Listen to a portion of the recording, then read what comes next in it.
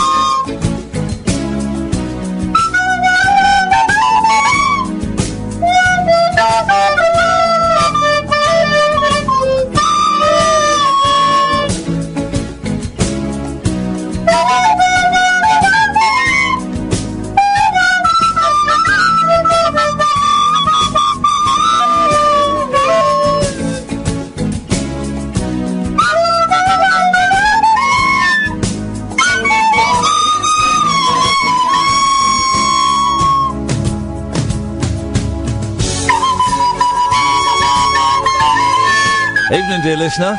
This beats Brexit, doesn't it?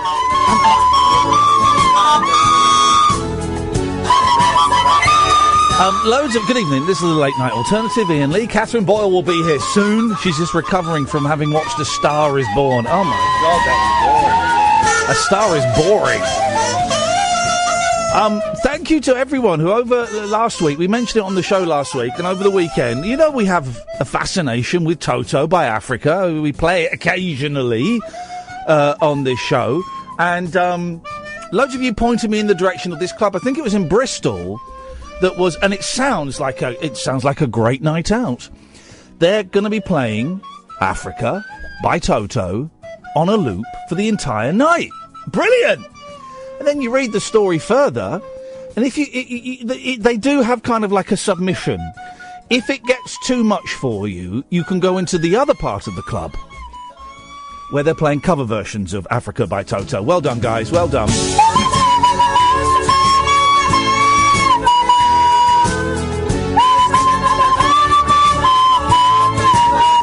If they don't have the shitty flute version, then I want my money back, guys. I want my money back. 0344 499 1000. I'm thrilled to say that the evil, and I'm going to call him evil. Oh, hang on. It's like my kids. The evil genius behind that torturous event, Michael Savage, is on the line now. Good evening, Michael. You're a man after my own heart because you're sick and you're twisted.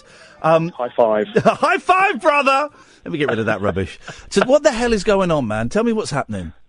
Okay, so I'll start at the beginning just briefly. I'm a DJ who's worked in Bristol for 25 years.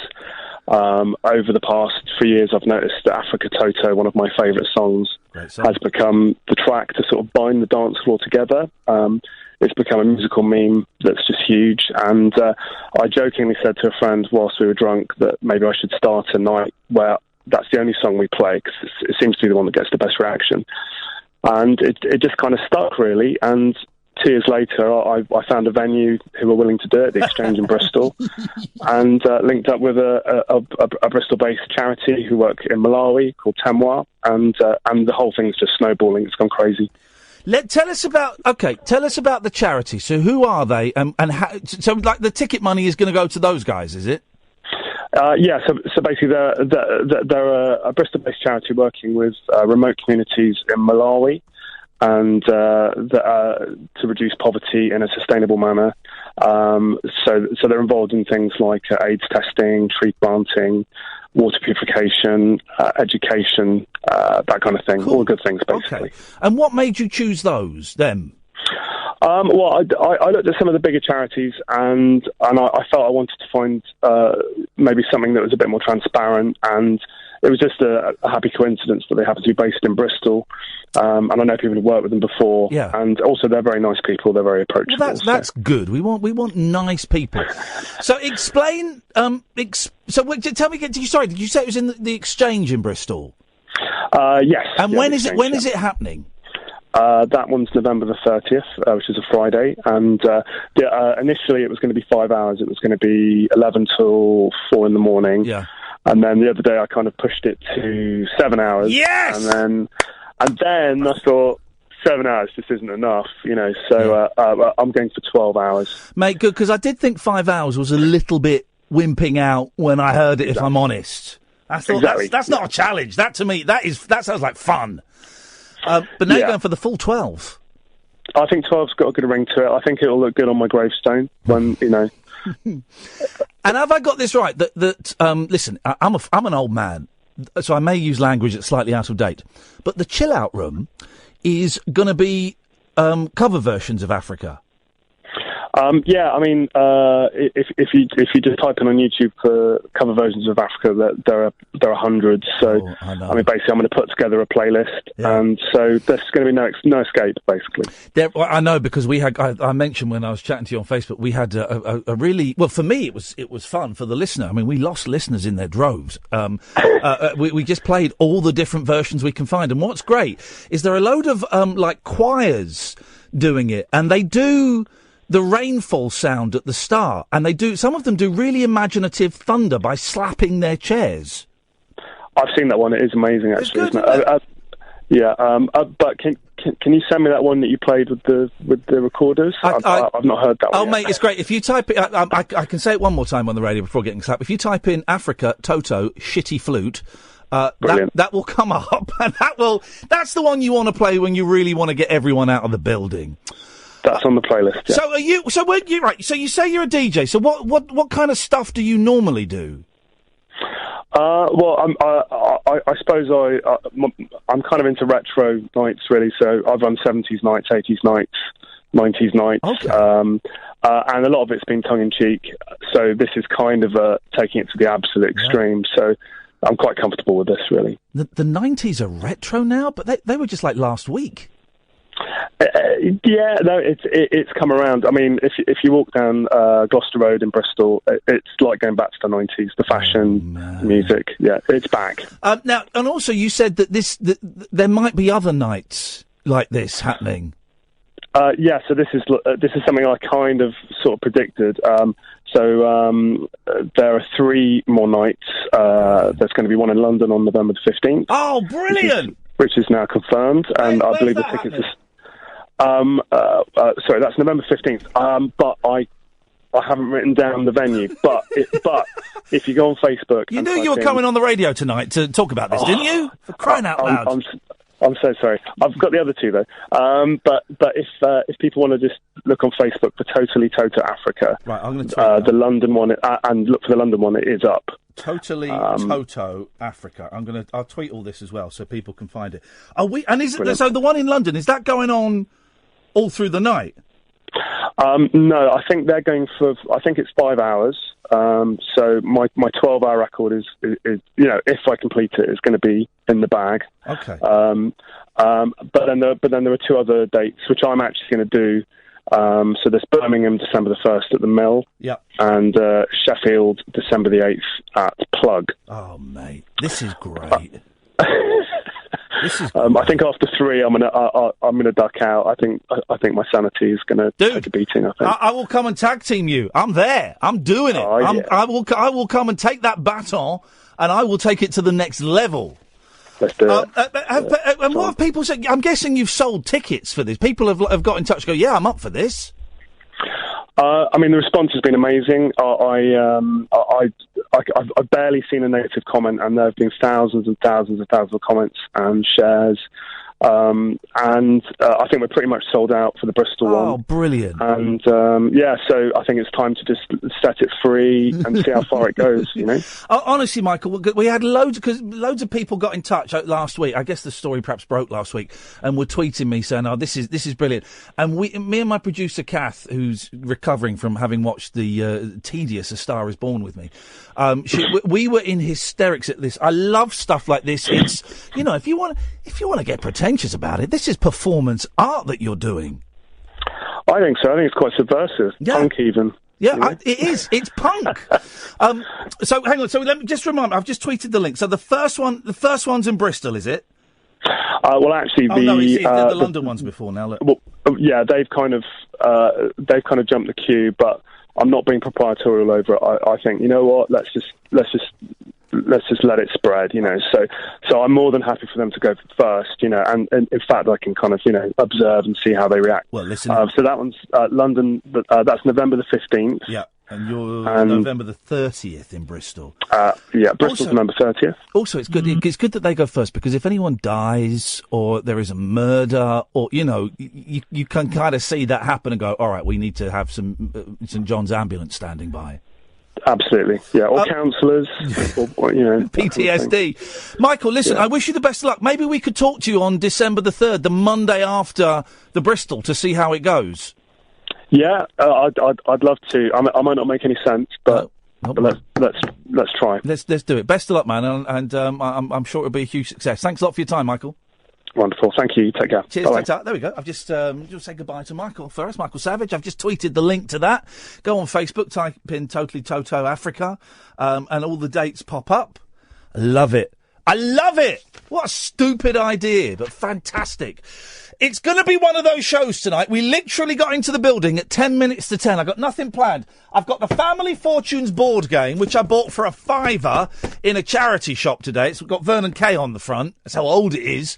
Because me and Kath, as you might know, are doing this board game event on December the 9th at 4 o'clock. If you want to come, ticketsource.co. You'd be very welcome, Sam. We're doing 2 shows on December the 9th. The 6 o'clock show, which is a rabbit hole, and the 4 o'clock show, which is going to be bring along a board game and play for a couple of hours and shout and probably cheat.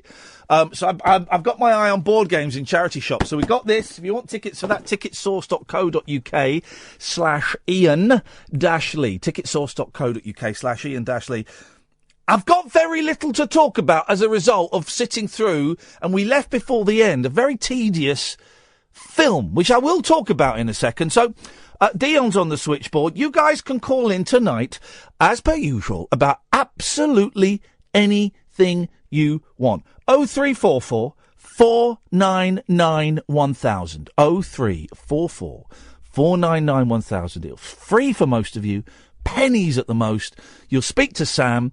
He'll take your name and number and give you a call straight back. This is the Late Night Alternative with Iain Lee, sans Catherine Boyle, avec Talk Radio. Uncut, after-hours conversation for the up-all-night generation. The Late Night Alternative with Iain Lee on Talk Radio. We'll get you talking.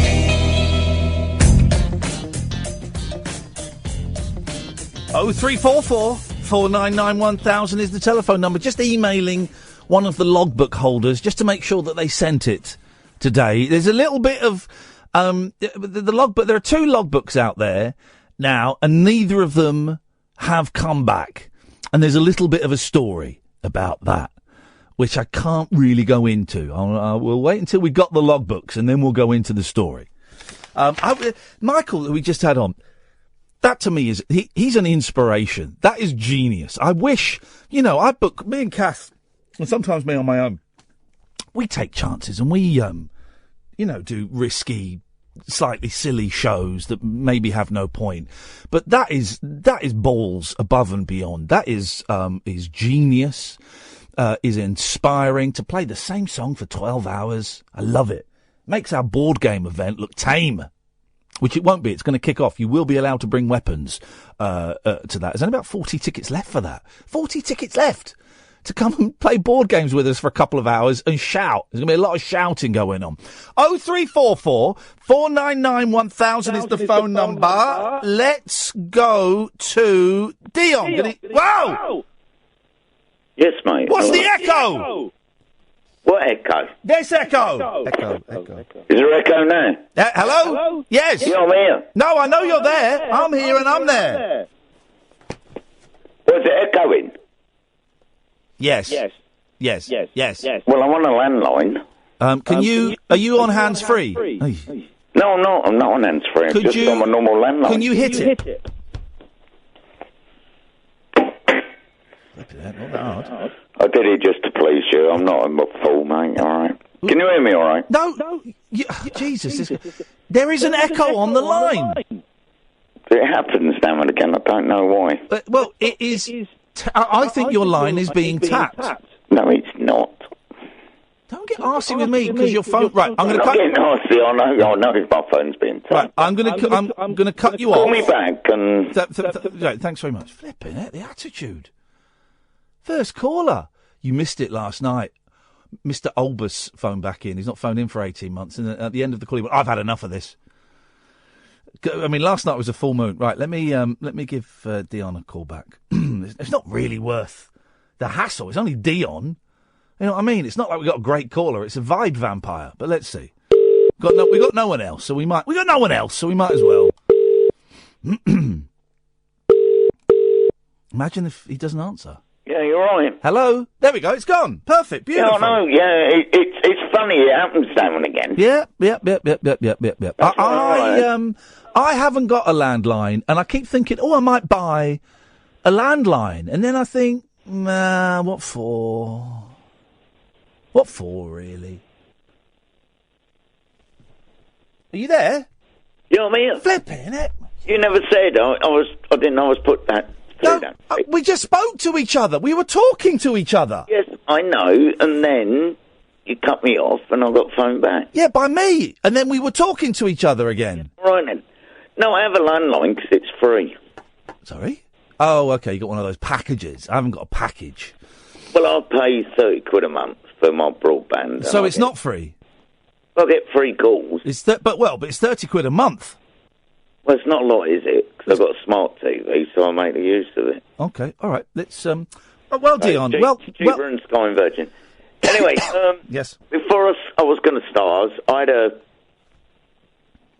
an ex-lady I worked with and her partner over. An ex-lady? Does that mean she's trans? No, it's just someone I used to work with. Okay, right, okay. And they come over, and I'll talk about it after, but that Michael in Bristol... Yes. Watch this space. Why? I don't know, it's... You're going to kill him? I don't know, just a gut feeling on me. You know what my old job was. Yeah, you were a killer. You were a spy. I wasn't a killer. Well, you killed as part of your job as a spy. I didn't say I was a spy. Well, I thought you were a spy. For years I've been going around talking about having a spy who loved me. Yeah, but that's not a nice thing to call us. I just... Hang on a minute, when did the term spy become offensive? It's like spook and that. Oh, God, it's political correctness gone mad. So what am I supposed to call a spy now? An undercover infiltration officer? I just gathered intelligence. Okay, an intelligence gatherer. Yeah, that's it. And brackets, killer. I'm not PC, I'm just saying to make a bit. You're Mac. Okay, so what are you saying about that guy then? What, you think he's intelligence? Charity is going to go over to Africa, he's gathering all this money. Just watch this space. Well, hang on a minute. This isn't... and I don't know, Michael, so you could be right. Are you saying he's going over to Africa to what, buy arms, drugs? What's going on? No, he's going to gather lots of money from doing these tours, playing... Yep, a lot of money. Could be £300-400, yeah. He'll get loads of money for this charity, and then, boom. I don't know what boom means. Means he'll be on his toes. Okay, all right, this is great. With all the charity money. Great, fantastic. Because I said, watch this space. Yeah, you read the vibe. Remember Michael in Bristol. Yeah, okay, remember... Sam, remember Michael in Bristol? Put him down as a wrong 'un. He's down as a wrong 'un. All right, Dion, what have you got for us this evening? Anyway, I did this lady and her partner over tonight. Yeah. And... Swinging? We ended up watching Dave Allen. You know the Irish bloke? He's not with us anymore. No. Well, is he gone home? Oh, come on, Dave. I made myself laugh with that one. That was a good one. Yeah, all right, mate, yeah. Yep. Very good. I always feel, Dion, and everybody thought... that you hate me. No, we thought it was hilarious. It wasn't offensive. And why can't we have that sort of stuff back on? Well, you can. You had it tonight. Yes, I need because I can get it through the internet. I couldn't watch it on terrestrial TV. Have you ever seen Four in a Bed? I don't think I have. It's the greatest show in the world. You seen that, Sam? It's great. So, there are 4 couples or individuals that all own bed and breakfasts, right? All right. And Kath got me turned on to this. It's great. And in each episode, the 3 couples go and stay at the bed and breakfast of the 4th couple. and they inspect it for pubes. Honestly, they lift up the mattress and look for pubes. They run their fingers round the rims of the toilets. They got OCD, have they? Well, they're looking to mark them down. If they find any pubes, they get marked down. I keep saying pubes, and I'll stop. That's the last pube. That was the last one. That's all right, go on. And then they pay what they think the room is worth. And then at the end of the week, they all meet up, and they go through the ratings, and it gets a little bit tense, and then they open the envelopes and go, well, Steve and Carol, you only gave us 70 quid, and that room is 80 quid. Why did you underpay us by £10? Very tense. It is, without a doubt, the greatest television show I've ever seen in my life. I've always got a pen and paper next to me. So what's it called? 4 in a Bed? 4 in a Bed, and they show it on Channel 4. Like, they show one episode... I've got smart TV, so I can just click on and watch them all. Oh.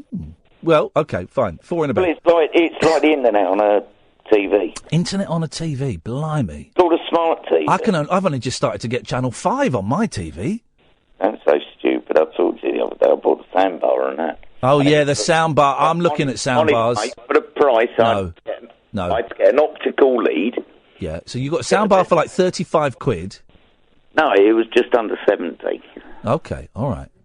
And honest, mate, it's got a subwoofer, the soundbar, and the sound is just... What a moment for Catherine to walk into the studio, you talking about your soundbar again, Dion. I didn't mean to. Well, it don't matter. Luckily, Sam has left the building and Catherine's microphone won't be turned on for a few minutes. Watching Dave Allen, and... Yes. I don't think anyone could find anything like that offensive. It's just good humour. Why are people now looking for everything to pick on? Well, I don't like blacks, Jews, Asians, people in wheelchairs, lesbians, gays, bisexuals, people, midgets, fat people, or Americans. So I will make jokes about all of those guys if I choose to, Dion.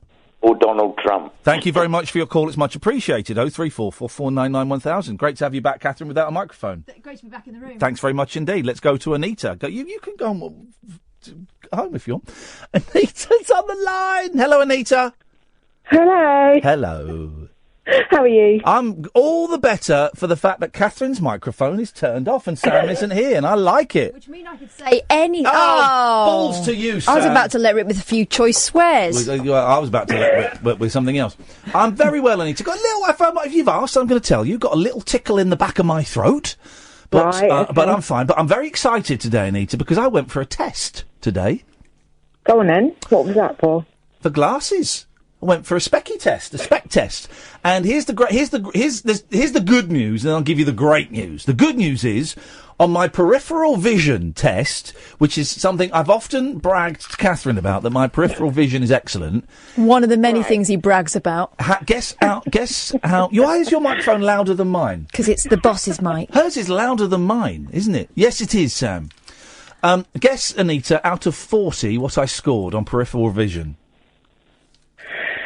Because you're so chuffed that no one's perfect, I'm going to go 39. Oh, well, some people are perfect, my dear. I got 40 out of 40. Wow. And I got to wear an eye patch while I was doing it. Did they give you a sticker? We talked about stickers. I did say, do I win something? She went, no. I said, not even a sticker. She went, you can have a sticker if you want. But here's the really good news, Anita. Do you wear glasses? Do you wear glasses? No. OK, well, Sam wears glasses and Kath wears glasses. And I'm proud to say, guys... You got a new member in your club. This guy's wearing glasses. Now, technically... You're not allowed to be in our club. Technically, the lady said, look, you're short-sighted, which means you can't see a long way away. And she said, it's only like a little bit short-sighted. It's like 0.25 in one eye and 0.5 in another eye. She said, you don't really need glasses. You could get them if you wanted, but you don't really need them. And I looked at her and I went, do you know what? I think I'm going to get some glasses. And she's thinking, do you know what? Poser. Do you know what? I did exactly the same thing, but because it made me look intelligent for job interviews and that kind of thing, I thought it would, add a bit of, je ne sais quoi to my face. But so do you wear je ne sais quoi to your face? Do you wear fake glasses? No, I've got the same as you. I've got good eyes, but, you can have some glasses if you want them, kind of borderline. I'm going to introduce someone. He's been away for a week in New York City. It means we had to have a load of jokers filling in for him. But Sam is back. Good evening, Sam. Hello. Hello. What's that hum? I think it's just this microphone is pony. You wear glasses, but then you just typed something on my screen that has really surprised me. So my vision's fine. It's just that I'm susceptible to migraine, so this dulls the lights on screens. So mine aren't. Yeah. You wear migraine. So I'm susceptible to migraines, but I'm really the only real Specky Four Eyes in here. Well, no, because my glasses. I think you are, mate. I have actually got a prescription. So hang on, what do your glasses do? They don't magnify. No, they just dull lights that come off of monitors. Dull his conversation as well. So why don't They're you just for soft eyes? So have you got a touch of the Roy Orbisons about you? I don't know what that means. Do you know who Roy Orbison is? Not a clue. Turn your microphone off. Get out.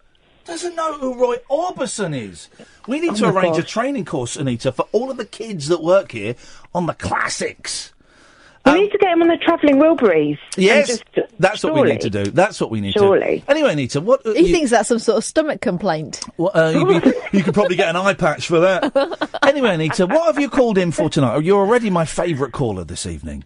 Oh, thank you. I'm sorry for Dion then, because poor chap. He doesn't listen. He's a loser, and he's killed people. That's not even a joke.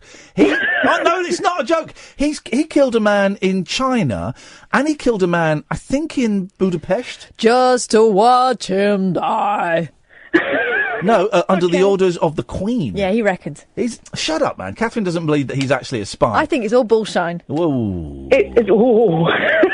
Well, I did, to be honest, because I turned the radio off because I thought I'd get told off if it was on and then blah, blah, blah. Correct. And then listening to this sort of conversation, I thought, what in the name of all things holy are you talking about? Well, I'll tell you what we're talking about tonight. Here's the thing. Sexy names, right? Oh. Anita is a sexy name. Yeah. Anita is a sexy name because to me, I think of Anita Harris and Anita Dobson, who, when I was younger, were very glamorous, older, sexy women. I think of Anita from West Side Story, who was the one with all the fire in her belly. I thought she was great. You two are making me feel really bad because I didn't give my real name. Oh. Well, now, hang on a second. Now we go into another phone-in. And I don't want to know your real name. I don't want to know. If you want to keep it secret, that's great. That's great. But can I ask, why did you give a fake name? If you don't mind telling us. And maybe you're on witness protection and you can't tell us. I'm not on witness protection at all. I might mention a couple of things that I suppose some of my, I'm probably overthinking. I'm a good overthinker. Wow. And, what if that one person was listening and thought, and I've got quite a distinctive name. Uh-huh. So if someone's listening and think, I know her name, and then she's just said that, then that's all. We've got a nut job on the phone. No. She's about to tell us something really juicy. You say you've got a distinctive name? Sorry, I was just having a drink of my So it's Kath, I couldn't know where that slug was coming from. Is it Katrina, but spelt Catriona? What are you talking? No. Try and guess her name. Is it Deborah, but it's really Deborah? Right, okay. It's in the Bible and it's shortened. That's all I can say. Esther. Stop it. She doesn't want to tell you. Is it Esther? Is it like a kind of... What's short for Esther? It's not Esther. Esterectomy. Essie. Esterectomy. Are we going to play guess the name? Because I'll just give it to you and then we'll move on if you want. But, you've got no willpower. No. But does that mean you won't be able to tell us anything juicy? Good. Juicy, yeah. It's probably better if we just stick Mary Magdalene. Anita. Jesus Christ. That'll be it. That'll be the telltale sign. Okay, Jesus, go on then. What's your who do you want to drop in it? Who are you going to libel? Well, no. Okay, so I thought I didn't want to go too dark, but this is never a good way to start a sentence, is it? I don't want to go too dark. My dad remarried when I was, I don't know how old, but 20 years ago, anyway, roughly. Or you just would subtract 20 from your current age. She doesn't want to tell you her current age. Because He didn't marry 20 years ago. He got with her 20 years ago. Okay, So, there we go. you said he married 20 years ago. I can only... All right, you're interrupting. She's annoying me. Stop it. I know, I'm sorry, Ian. I'm sorry. I am annoying. I'm annoying myself. Don't apologise to him. Well, you should. Can you stop? I accept your Let her apology. speak. I accept her apology. Good. Thank you. I Carry on, appreciate Jesus. that. Anita. Janita. Juanita. It's regretting calling us out. Yes. We've never really got on. No. Let's be honest. Yeah. She's always tolerated me. Oh, this is the stepmom. Okay, right, yeah. But never wanted to call me her stepdaughter. Never been a stepmum. Okay. I was a little bit too old teenage for that. Anyway. Yeah. Let's just roll forward 20 years. We were at a significant family gathering at the weekend, and something really small that she did set me off, and I was staying with them in the car. I unleashed 20 years. It all came out! In the car. Oh, Anita, can I ask, what was the small trigger? Right, this is... I'm not going to go graphic, but I'm going to... now you've got my fake name, it's fine. Yes. So I stupidly managed to fall over, as I sometimes do, the other week, and hurt my knee. So I've been taking Zapain. Have you heard of it? No, but I'm guessing that's a muscle relaxant or a pain reliever that makes you a little bit... bit... No, it's like codeine, like proper codeine. Mate. So it gives you a buzz, but it also stops you pooing like proper. Sorry, but it does. It just blocks you up completely. So at the moment, I'm on the stepmom side. Okay, carry on. Don't you start with me. Don't you start. What made you choose the name Anita? Because it just came into my head. Okay. Please, Ian, let me finish my story. Interrupting. I just find this woman intriguing. Anyway, so we're in the car. Pooing. Well, no, we were in the pub. Okay, so it was my sister's 40th birthday. That's not a secret. I'll give you that one. And because everything had run late, her in-laws had run late, which meant the meal ran late, and my dad and this woman are so anal, it's hard to cope with. So they just had this thing in their head that they would leave at a certain time. Yeah. Right? And they've got a dog. And the dog had already been checked on by their neighbour a couple of times. Yeah. And they were getting stressy about the time. And I said, you do know your dog doesn't actually have any concept of what time it is, don't you? Factually incorrect, but go on.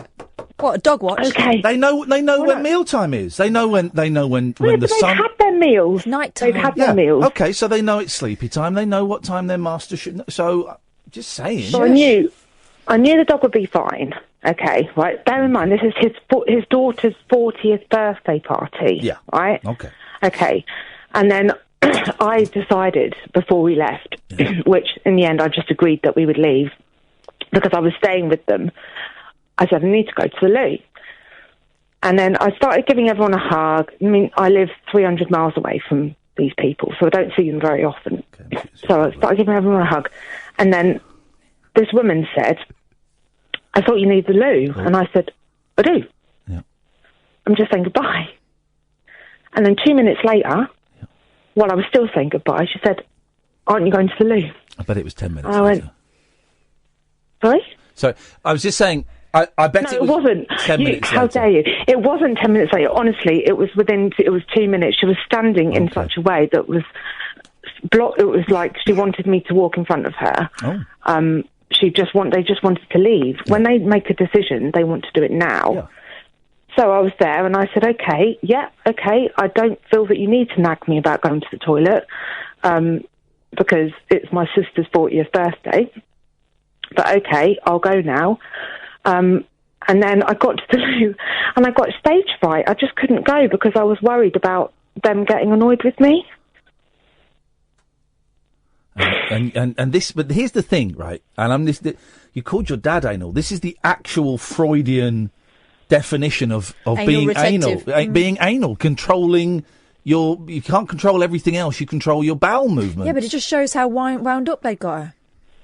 Okay. Well, yeah, do you understand, Catherine? You know, when you just need to go, but you can't because you think, because of the codeine, this is the problem, right? Because I was thinking, I've been in quite a lot of pain all day.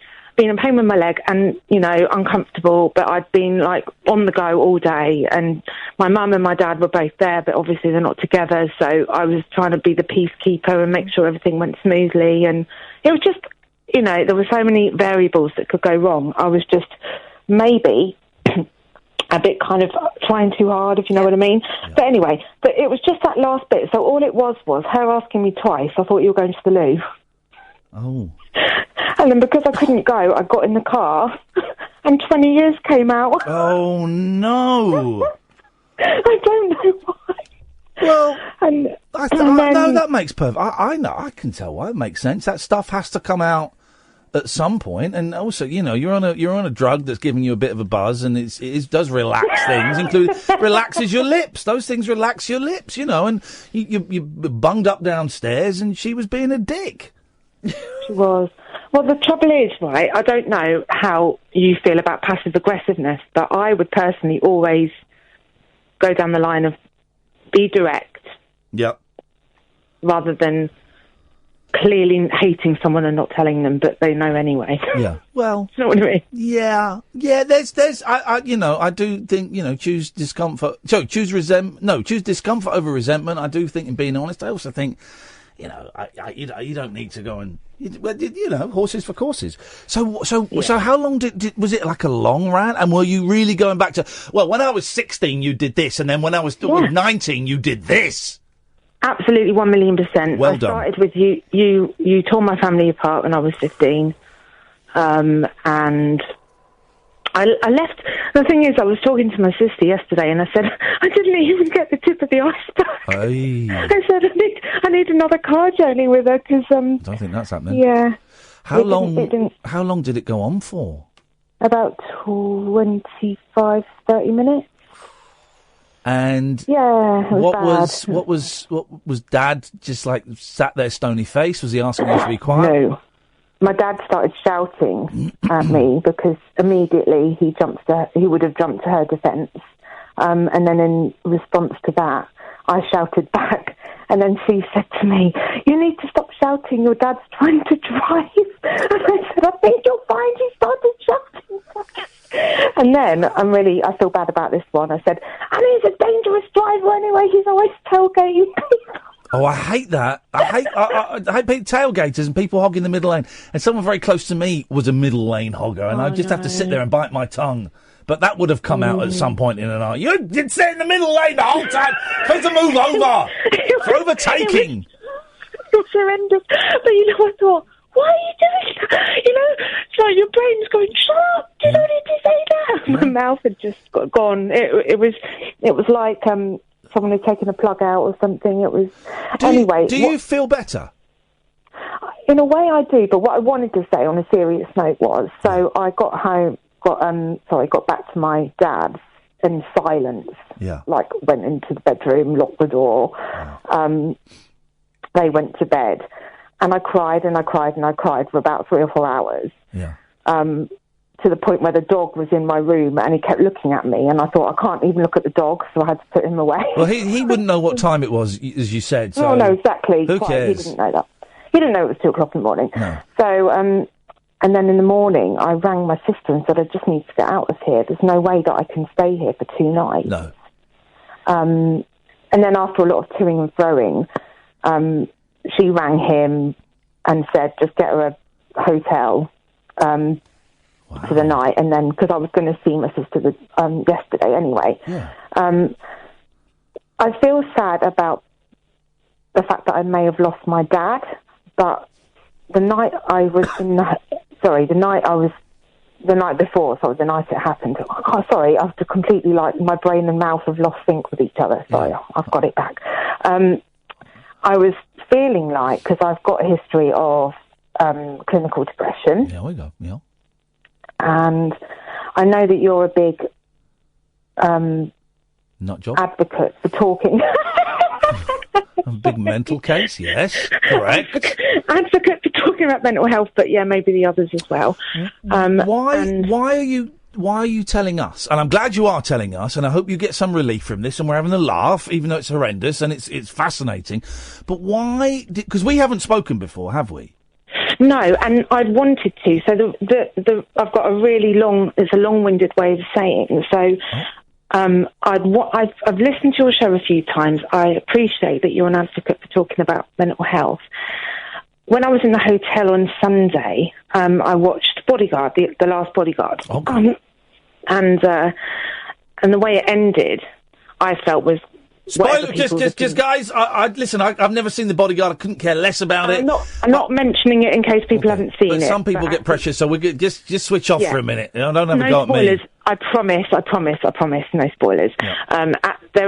At the end, they touch on an issue around one of the main characters' mental health. Yeah.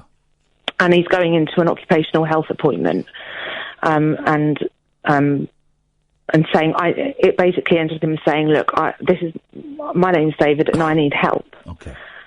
And it reminded me of you, and it also kind of tied in, because there was a point on Saturday night when I was Facebook messaging one of my friends who was, I was in Portsmouth, she was in Liverpool, and saying, I feel like I'd be better off if I wasn't here. Oh, no.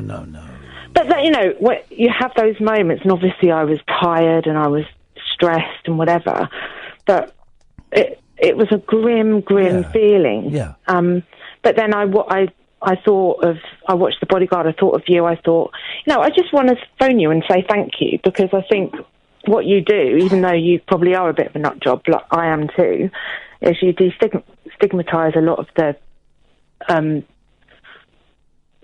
stuff around talking about mental health. Yeah. Well, thank you for that. I'm glad you're still alive. I will just remind you that you have been taking a very powerful painkiller that messes... I haven't actually taken it since... where are we now? Tuesday. I haven't taken it since Sunday. Okay, so but the weekend when you were feeling suicidal, you were on a very powerful drug. And all kinds of drugs, and that is a strong one, they can make you feel, crazy. They're literally crazy. They can make you feel suicidal. They can, so don't necessarily take that suicidal feeling as being the way it's going to be. And maybe it was a reaction to the events and the drugs and all kinds of things. Listen, we have to move on in a minute. Anita, thank you for your kind words. Are you okay now? Are you out the other side now? I'm absolutely fine. Good. Yeah, I just thought one of these days I'll get through and I'll have a chat with Iain and I'll thank him for the work he does to keep people talking. That's all, really. Okay. All right. Anita, I'm glad you gave us a call. Let's, check in again and just let us know everything is going okay. And thank you for sharing that story. Okay, take care. Thanks, Jesus. 03, because that was her real name. 0344 499 1000. This is Talk Radio. A star-crossed soapbox for sailor boys, stable girls, I'm on the end. and stripper grands. It depends who you're with and it depends on the situation. Late night speech radio with a difference. Thank you. The Late Night Alternative with Iain Lee on Talk Radio. 0344 499 1000. Empty switchboard. Everybody calling me out on Twitter. Well, if you actually got glasses, why haven't you posted a picture of them? Because you're all idiots. Do you want to tell them why, Catherine? Do you know how glasses work? You don't just get given them. It's not like going in, like my mum does, to the supermarket and coming out with a pair. Unless yeah. you're Sam, he goes to Claire's Accessories and gets his. Yeah. You have to wait for them. Yeah, they make them. They don't go, oh yeah, no, we've got a +25 and a +5. And we got that, yeah. No, you pick the frames, and I've picked some very, very cool frames. They're like big round ones. And then the glasses holders and the ear handles are like clear, sort of white plastic, translucent plastic. They're fun. They're fun glasses. So I'll be getting those in about next week. The end of next week, I'm going to have those, and I'm going to wear them. And all I can say is, ladies and some of the gentlemen, make sure you got some clean underwear. That's all I'm going to say. 0344 499 1000. So, what I wanted to talk about tonight is why am I not like everybody else? I'm not asking for a list. Because me and Kath went and saw A Star Is Born tonight. The 4th version of it, the 3rd remake of it. Lady Gaga. Not Michael Bentine. Who's the gentleman's name in it? Bradley Cooper. Bradley Cooper is in it. It's the one thing Bradley Walsh isn't in. And my episode of The Chase should be on soon, I think. Oh, excellent stuff. Yeah, excellent stuff. And we went and saw it, and we've been looking forward to this film. It's had great reviews. It took Cannes by storm. 5-star reviews. Everyone's loving Gaga. Everywhere, right? So we were excited, and all right. We got invited to a press screening. I saw one of the guys that does the movie reviews for the BBC. I saw Jamie East there. Saw a lot of people there. And there was a free bottle of Prosecco, like a little bottle of Prosecco, in the seats when you got in. So Kath put hers in a bag. I put yours in my bag as well. If you listen to her bag, it clinks. Beautiful, so I like it. So they spent a lot of money on this. Well, we know why they were ladling on the booze. I mean, for us. Well, here's the thing. And we watched it. And I really wanted to enjoy it. Really, really wanted to enjoy it. And about 25 minutes into it, because me and Kath, I've seen the Chris Christopherson, Barbra Streisand version from the 70s. I've seen 10 minutes of it before I got bored. I've not seen the other two. I enjoyed the Streisand Christopherson version when I saw it in the 80s. I tried to watch it again recently, and I did find it really boring. And 25 minutes into it, I leant over to Kath and said, I don't think Christopherson and Streisand were the problem. I think the story is the problem. This is boring. And it was boring. Now, with no spoilers. There'll be no spoilers here.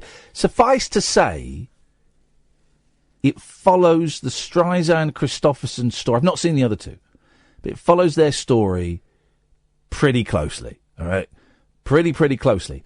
Except except they give him tinnitus. It's not a spoiler. Give him tinnitus.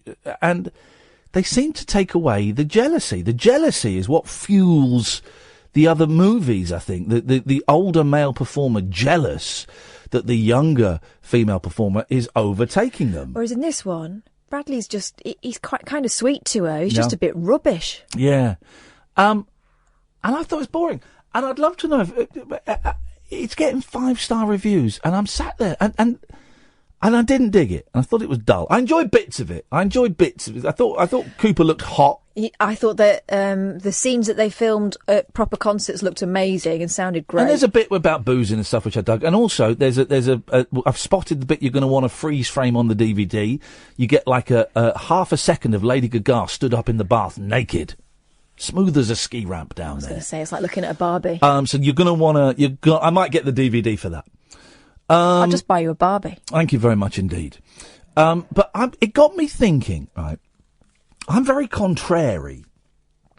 And I wonder why I don't like things that everyone else seems to like. I don't like the same music that everyone likes. I have absolutely zero interest in this Bodyguard thing that people have been banging on about. It sounds awful. Whenever I see a trailer for a British drama show, I go, well, this looks rubbish. It looks rubbish. British drama compared to American drama looks rubbish. So I don't know anything about The Bodyguard because I had absolutely zero interest in it whatsoever. The only kind of popular British culture I'm digging at the moment is Four in a Bed, I was going to you've say. got me turned on to. Yes.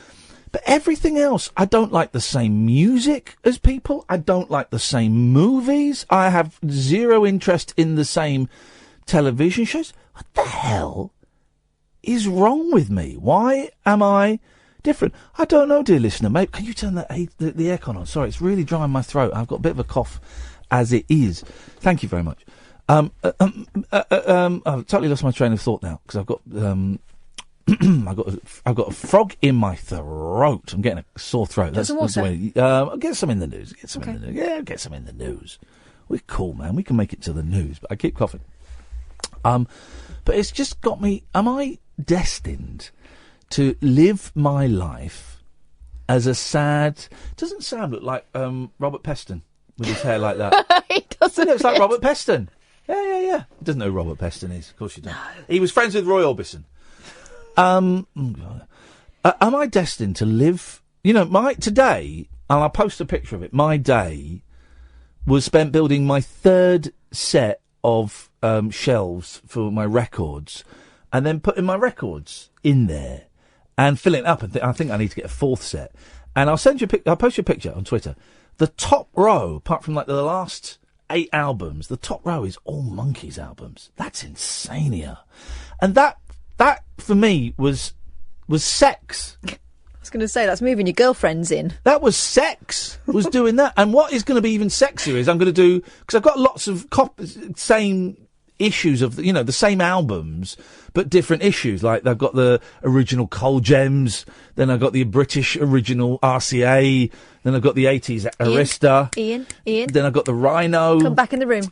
So I'm going to put all those together, and I'm going to sort all the other artists and put all them, and sort of my Frank Sidebottom records, and put all them together. Yes, caller. 344-499-1000 there. Thank you very much indeed. He's right. That to me was sex. Right? I'll tell you what else was sex today. This is the phone in. What is sex?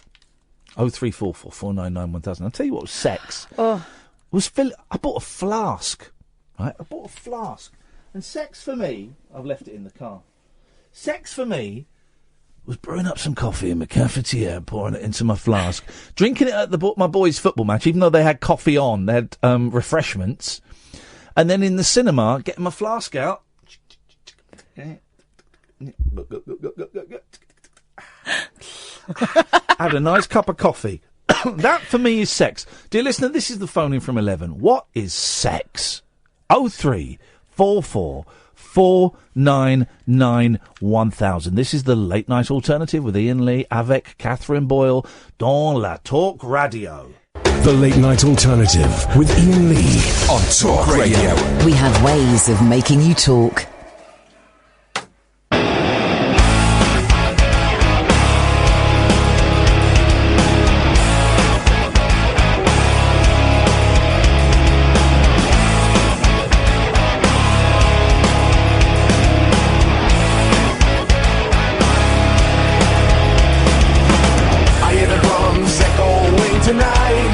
But she hears only whispers of some quiet conversation.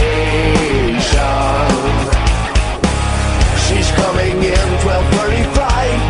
The moonlight wings reflect the stars that guide me towards salvation. I stopped an old man along the way, hoping to find some old forgotten words or ancient melody. Turned to me as if to say, hurry boy, it's waiting there for you. It's gonna take a lot to drag me away from you. There's nothing that 100 men or more can ever do. I bet some rains on in Africa. Gonna take some time to do the things we never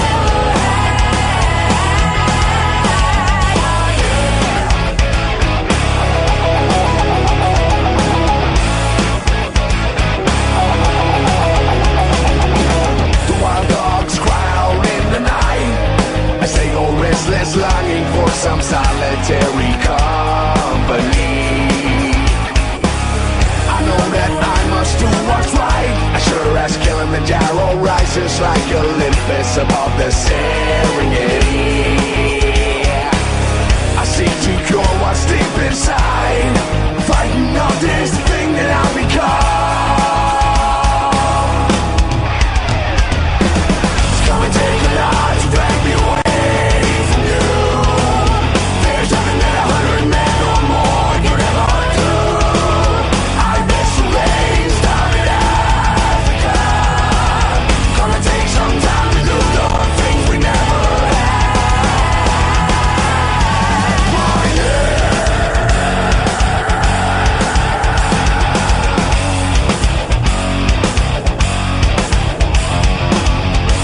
Oh, 0344-499-1000. That's Frog Leap Studios if you want to go and check it out. And their cover of Africa. 0344-499-1000 is the phone number. Lacey, stay there. We'll come to you in a minute. This is nice. Do you remember Jevh? Remember we had Jevh on? The McDonald's guy. Mm-hmm. He put up a poster in his McDonald's. Him and his mate. Big, massive poster up on the wall because there was a gap and there were no Asians being represented in the massive posters, so we got a picture of him and his friend, blew it up, made it look all trendy, and they put it on the wall, and McDonald's hadn't noticed, and we tried to call that McDonald's. It was there for weeks. Yeah, for ages. One of the two friends who caught the attention of millions when they pranked their local McDonald's has told the BBC he wants to push Asian representation further in TV in Hollywood. Jevh Maravilla, 21, added that the past few weeks have felt like a dream. On the Ellen DeGeneres show last week, the men there's two of them, were each presented with cheques for $25,000. What? There we go. There we go. On the Ellen DeGeneres show last week, the men were each presented with cheques for $25,000 from McDonald's and told they would be starring in a marketing campaign. Oh, good for them. Frustrated by the lack of Asian people on the marketing posters covering the restaurant, Jevh and Christian Toledo took matters... That's a great name, Christian Toledo. Took matters into their own hands. The pair took a photo of themselves, added the McDonald's branding and hung it on a bare wall in their local restaurant in Texas. The fake posters went undetected for 2 months. Loads of outlets covered their stories, including us. I got on the but the question remained how McDonald's would respond to the poster. Appropriately, on the 4th September, Jevh discovered its fate whilst eating at the very same restaurant. I got a call. Have we still got Jev's number? Yeah. Do you want to go and see if we can get him a call? He can tell this story better than me. What time is it there? Like 3. Right, let me just get my diary. See if he's around. Just tell him we're chatting about it, and if not, I'll read the story out. But it'd be nice to have a chat. We spoke to him. Let's see if we get him to tell the story, because this is great. 03444991000. Good evening, Lacey. Good evening, Ian. How are you? I've got a little tickle in my throat, but I'm doing all right. How are you, Lacey, baby? How are you? I'm doing really well, thank you very much. Really well. What's happening? What's happening? Well, my appeal went my way. Oh, brilliant! Yep. So everything is back in order. All right, so for those who don't remember, you were the lady, and we spoke, I don't know, 4 months ago, something like that, 4 or 5 months ago. It was, yes. You were struggling because your benefits you've been reassessed, your benefits, and you were told, nah, you're not getting anything. Is that right? Yeah, that's correct, yeah. And you called us, and you were desperate. You were desperate because not only were you hungry, more importantly, your 4 cats were hungry. Ian, they were starving. Of course, and I'm not, as a cat owner and a cat lover, I wasn't having that, Lacey. So, you boldly asked if I'd do a little Tesco shop for you, and we did on the show. We had a bit of a laugh. And we got you a few days worth of shopping. We got the cats a load of food. And we haven't spoken since. And it's funny enough, me and Kath were talking about you, excuse me, the other day, and wondering what had happened. So what has happened?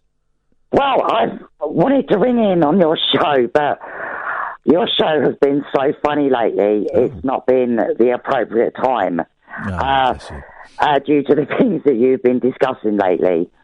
We can talk about anything, anytime. It goes all over the place. But bless you for feeling it wasn't appropriate. Go on.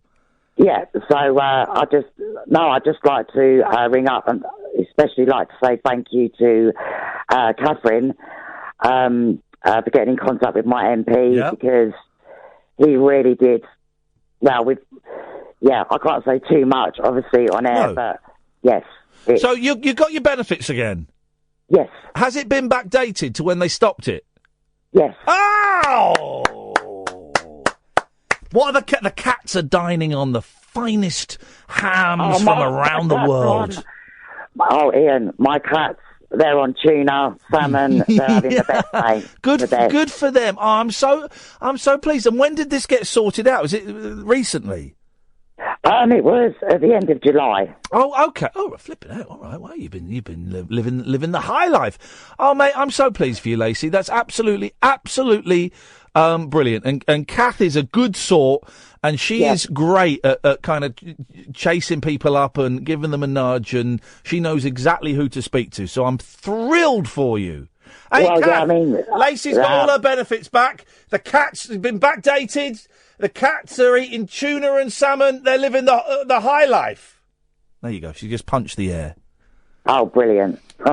No, all the best, Ian. Oh, bless I should go back up to bed now and carry on listening to your show. Bless you, Lacey. Thank you very much indeed. Oh, I wondered what happened to Lacey. There we go. And she said thank you for speaking to the MP, It's all been, but it's been sorted since July. I suspect she's been drunk since then, celebrating. The cats are enjoying themselves. She's fine. She sounds a whole lot better than when she called in. Yeah, so that's she does. brilliant. Jev's on the phone. Oh! He's on his way to a wedding reception, so you better be sharpish. Oh, Jeff, bless you, brother. How are you doing? I'm great. How are you? I'm really, really good, man. Listen, well, thank you. We won't keep you long. Someone just tweeted me the update on the story. You and Christian, isn't it? Christian, yeah. You went on the Ellen DeGeneres show. Yeah, that's correct. It was insane. Go on, what happened? Someone just sent me the clip, so we're about to watch it. But go on, what happened?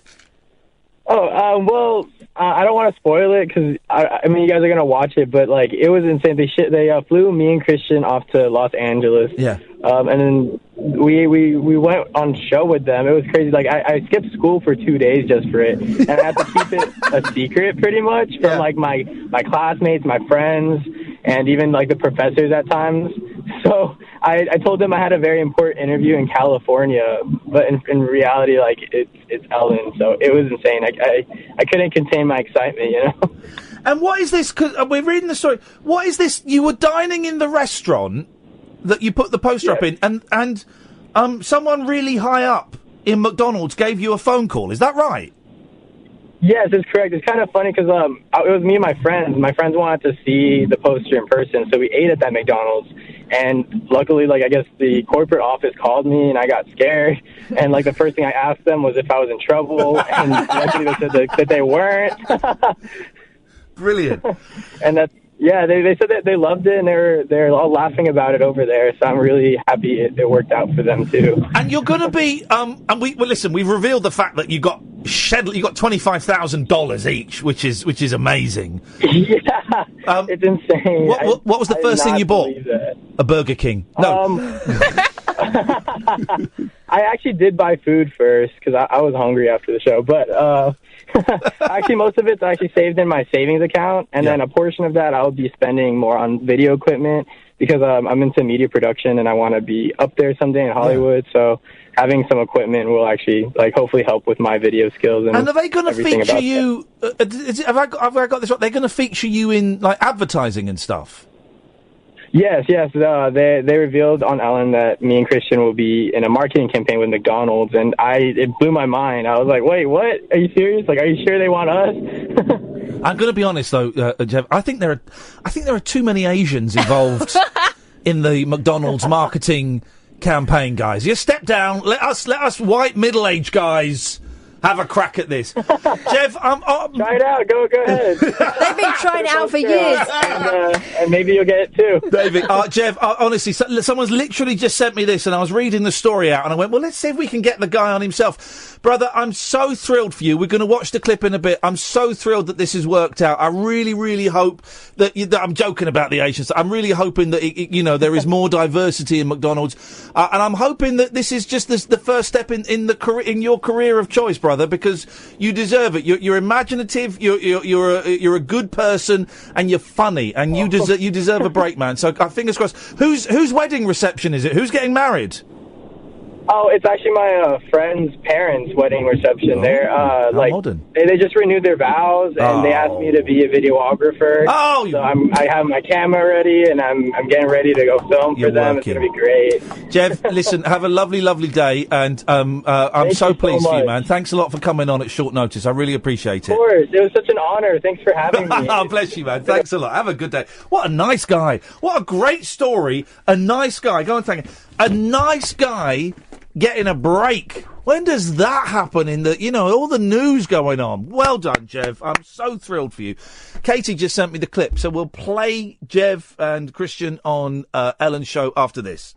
Closing time conversation for tax inspectors, taxi drivers, and taxidermists. Great big talk for the wee small hours. You've been trolling me big time, mate. The Late Night Alternative with Iain Lee on Talk Radio. Loads of people thrilled about Lacey, as we are. That's great. Well done, Kath. And loads of people pleased about Jevh. Katie just sent me a link to them on Ellen. Should we have a little... Let me go to the YouTube page. If you watch my show, you know that I love pranks. I like scaring people, and I like making celebrities wear an earpiece, and I tell them to say things, and they can only do whatever I tell them to do. I love hiding Andy's... I like Ellen DeGeneres. How come she looks about 12 now? I mean, she got very short hair there, but, I mean, the sitcom... When was that, 15 years ago? So she's been doing this for a while. She looks about 12 Do you know what I think it is, honestly? Go on. She doesn't wear loads of makeup. Yep. She's never messed with her face. Yep. And she's not gone for that kind of super suntan thing. She's I looked like after her Ellen. skin. I like the sitcom. It was in a bookshop, wasn't it? Set in the bookshop. And I don't really see much of her chat show, but it's huge in the States. It's lovely. It's a real feel-good thing. Exactly. Anyway, let's have a little bit more of this. Go on. phone and watching him have a panic attack. And anyway, I know a great prank when I see one. And recently I saw this tweet. These two friends made a huge poster themselves, hung it up at a McDonald's, and it stayed up there in the restaurant for 2 months. McDonald's had no idea until their tweet went viral. And I saw that, and I was like, that's a good prank. Bring them to me. So please welcome... Isn't it funny how everybody now, myself included, Ellen probably a little bit younger than me, I would guess, similar age, everyone now says, and I wasn't like, I said, and I was like, we got to get them on the show. No, I wasn't. I said, I've got to get them on the show. I was like, I've got to get them on the show. What's wrong? Right, you said that she's a bit younger than you. No, she's significantly older than you. Go on. She's 60. Shut up! Ellen DeGeneres is 60? Uh-huh. Ellen De very generous. 60? 60? She's 60? Flippin' heck. 60? Wow, that is incredible. Uh-huh. She looks 12. 26th of January 1958. That makes her 60. Welcome, Jevh and Christian. First of all, congratulations that you got away with this. Such an honor. It's crazy. It is crazy. So how did you come up with this idea?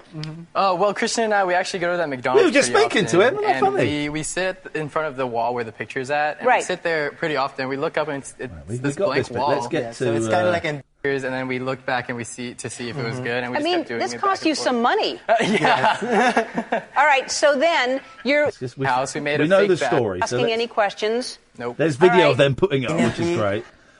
Well, I can't believe no one noticed that. Because I didn't know if I was or not, and I want to make sure I wasn't, and Right. he said that I wasn't, so that's Right. all that matters. And when he told me, I was like, because there was an event, right? Yeah, there's an event that was planned, and he invited both of us to go So this over is the to guy the from event at the McDonald's That you're talking location. about. Yeah. And when he told me, I was like, maybe this is a trap, and maybe Yeah, also there's maybe gonna be but no, like the event was actually a great thing that happened. They invited us to go over there, so they're gonna actually take down the poster, but they're gonna renovate their whole restaurant. Like the renovation was planned like months before the poster. Right. was Before there. this whole idea came up. To show more diversity, which is this is what you brought to their attention. Yeah, and Crazy That's- Rich Asians was a really big influence on me. It really Right. pushed me over because I watched the movie 3 times. Yeah. It's insane. So we wanted to be like crazy middle class. Yeah. These guys are funny. Thank you. Well, These that's guys the are next good. movie, Crazy Middle Class Asians. That's We're the great. stars. Or maybe lower middle class. I don't know. All right, I have a couple of surprises for you. So, we first of all, here's our billboard outside. This is me, and then we did this. Oh. She's put the billboard of the two lads up. That's great. Yeah. Good for them. So, second, I want you to try to sneak this into another McDonald's.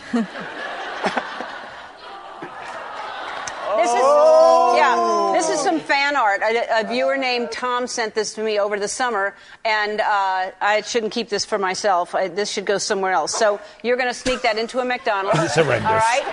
And finally, McDonald's loves customers like you, and they're committed to diversity and want to represent all their customers, so they're going to use the two of you in a marketing campaign. And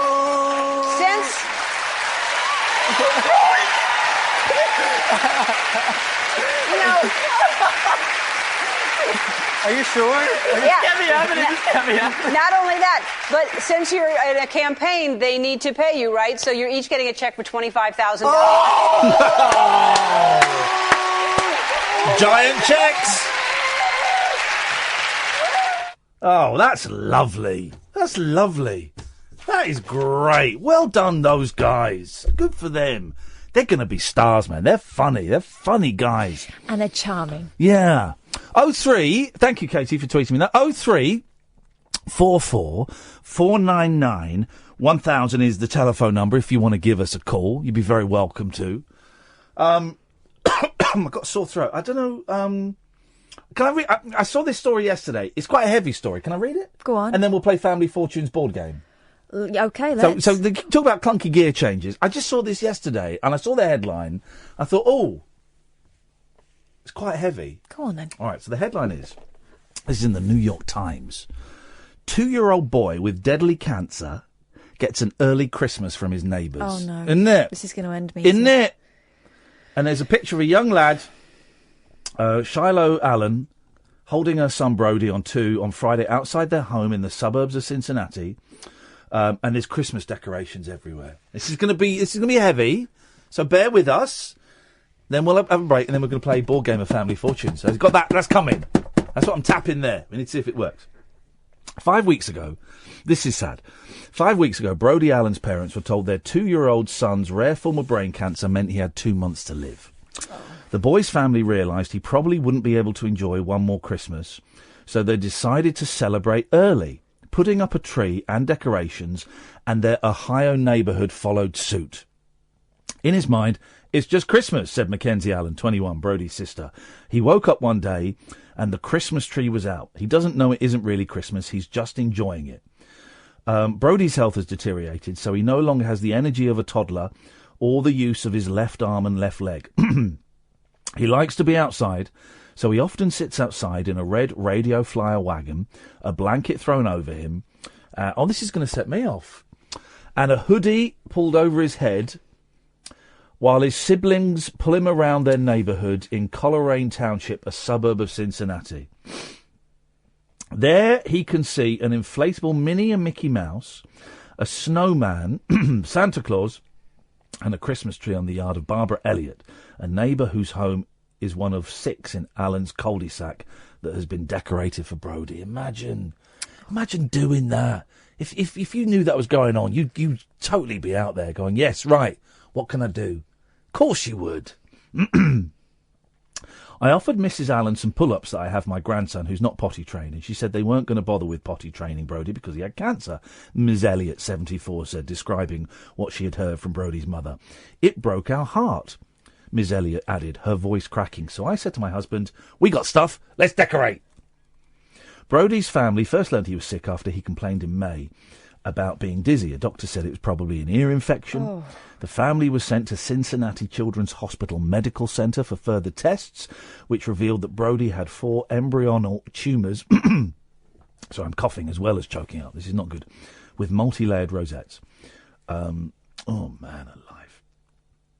1 on his lower spine, 1 intertwined with his brainstem, and 2 behind his pons. I don't know what his pons are, but Ms. Allen, his sister, said, it's extremely rare. It doesn't respond to treatment very well. His father, Todd Allen, 45, said it was a very aggressive brain tumour that he had from birth and we had no idea. He added, it was in him all along, just a part of who he is. The hospital, which has helped pay medical bills that Medicaid does not cover, gave Brody the most aggressive chemotherapy treatment it could. It was not effective. One of Brody's tumours grew by 30% and he developed a 5th tumour in his brain. Using radiation to treat the tumours was not an option because Brody was so small. It would just end up hurting him, Mr. Allen said. There were no other options for Brody, so the family set out to keep him happy. Oh, blimey. This is tough, isn't it? They tried to treat and it failed, but they gave us a family, Mr. Allen said. Those nurses and doctors loved on Brody like no one else. They are just part of our family. The Allens settled on having Christmas in September for Brody, but soon realised they needed more decorations. There aren't many for sale in September, So they started a Facebook page called Team Brodie and asked neighbours for help. Oh, this has set me off. I was willing to buy the decorations from them, but so many were donated, Mr. Allen said. Ryan Simpson, 34, who said he is known as the Christmas guy amongst friends, was tagged in the Facebook group. When I showed up, I really did not know what I was getting myself into, he said. Mr. Simpson appeared at the Allens' door with a plastic bag filled with lights and decorations and helped the family decorate inside and out. Oh. Gosh. Excuse me. When I showed up that day, Brodie was outside in a red wagon and his sister was pulling him around, Mr. Simpson said. I handed him a little gingerbread house with gumdrops on it, and it kind of spoke to him. Mr. Simpson went back to the house to add more decorations 4 days in a row. He also helped neighbours decorate their houses. My next-door neighbour... Oh, dear, look. This will get you. My next-door neighbour, who only speaks Spanish, took down all her fall stuff and put up snowflakes and poinsettias and did garlands on her fence and lights, Ms. Elliott said. When Brodie saw it, he couldn't believe it, Mr. Simpson said. He has been very animated. People have also sent Brodie gifts and snacks. He has a feeding tube, but he likes licking the sugar off sour straws and sipping blue Gatorade. We got 25 Christmas cards yesterday, Ms. Allen said. The community is now planning a Christmas parade for Brodie. We needed to get involved because he lives in our neighbourhood, said Amanda Beckman, 34, who reached out to the Facebook group. We just wanted to do something to make this really special for them because they're going through a hard time.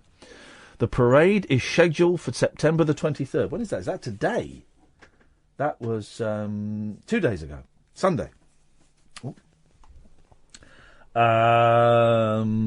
Is scheduled for September 23rd and will feature Santa Claus in a fire truck, carolers and superheroes.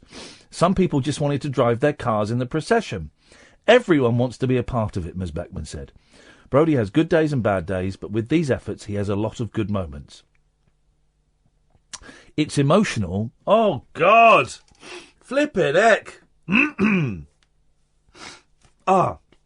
Can you find the Facebook page in a minute? Let's reach out to them and see if anybody wants to come on and let us know how amazing this parade was. Doesn't have to be one of the family. It'd be great if it was, but you understand why that might be inappropriate. But if anyone wants to come on at some point later in the week, just let us know. I bet it was incredible. It's emotional because I know this will be his last Christmas, said Brodie's mum. It's really hard, but I love seeing the joy in his eyes, she said. We did it to make him happy. Well, that's us all set off here. That poor baby. Oh, dear, that baby and that mum and that dad and the sister and... I deliberately didn't read the story before. I just saw the headline and thought, oh, we'll have that. Because it kind of fits into our ethos of celebrating. And also, Kath and I have been talking a lot about the community that we are creating... or has spontaneously created around the show. And I just thought that was a lovely... Just the headline, 2-year-old boy with deadly cancer gets an early Christmas from his neighbours. And I saw a picture, and that was all I saw. And I thought, well, that's just shows the power of community, of neighbours, of friendship, of love, of the things that we can achieve as human beings on a micro scale that are so much more important than flipping Brexit, man. So much more important than Theresa May. So much more important than Donald Trump. So much more important than The Bodyguard. So much more important than all of this. Well, Bodyguard brought a lot of pleasure for people, actually, so put that to one side. But all of this negative, dark stuff that is out there, right? And yet, a load of people in the street, I'm guessing they maybe don't talk to each other that often because we don't talk to our neighbours. One of them doesn't speak English. But a load of people in the street can make such a difference in a 2-year-old boy's life, in his short life that is ending, that they can go, you know what, it's September, but sod it, we're going to put some decorations out, we're going to send cards, we're going to get presents, and we're going to make, people just wanted to drive their cars in the procession. You would, wouldn't you? Just to make this 2-year-old boy's last few months a little bit happier by giving him a Christmas. Good for them. We'll see if we can get someone on from the street, from the Facebook group at some point. It doesn't matter if we don't, because the story's there. The story is love. The story is community. The story is appreciating those people around you. And on a tiny, and on a micro scale, it's a street, it's a cul-de-sac. You know, it's one boy. All of this was done for one boy. It's also done for the mum and the dad and the sister as well. I get that, but it's primarily done for one boy. And without, wanting to disappear up our fundament, that's kind of what we're trying to do on a slightly less, death is not necessarily the end result. I guess that's kind of what we're trying to do on this show. It's in our head because we gave a talk at this radio thing last week where we talked about community, and I thought it was appropriate to read. In fact, it's funny that Lacey has called in. We've spoken to the lad with the McDonald's thing because someone tweeted me the update to that story 20 minutes ago, and so this kind of ties in with that story. And Anita, who phoned in earlier. But this kind of ties in with Lacey and with the McDonald's guys, because the power of change on a micro scale. All right, we did a bit of shopping for Lacey, and Kath, nudged the MP. But I bought her a bit of time by getting her some cat food and some soap. Kath, nudging the MP, got her, helped set a chain of events into motion that got the benefits. McDonald's lad was disappointed by the amount of representations of Asians, so made a brilliant, I would call it performance art, an art installation, and has now kicked McDonald's up the backside. And of course they're doing it because they're getting McDonald's are doing it because they're getting a load of good press. Great, good. But it's kicked McDonald's up the backside. They're going to feature Asians more, and now he's got $25,000 to start his video editing company. It's great. And a load of people in the street put up some Christmas decorations to make a 2-year-old boy happy. So I guess what I'm asking is, what can we do, man? What can we do to make our community, and whether that community is your street or your house or you and your next door neighbour or the people that listen to this radio show, what can we do to make it better? There's no answer to that. You might have one. I haven't got one. The switchboard is empty. When we come back, we're playing the Family Fortunes board game 0344 499 1000. This is Talk Radio. Experience the unconventional, the unpredictable, and the completely unorthodox. Exactly. With rule-free Iain Lee. The Late Night Alternative with Iain Lee. I've got no internet for the last 4 days. On Talk Radio.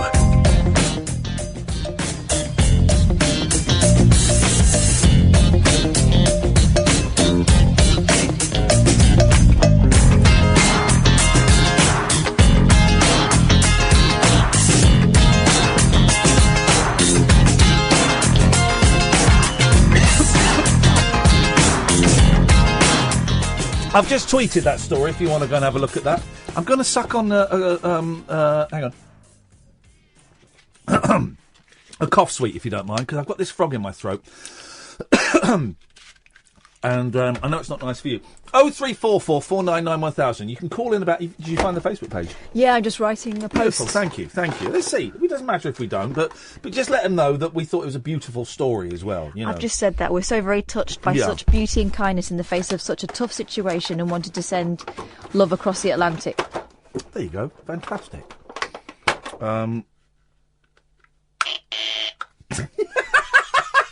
It works!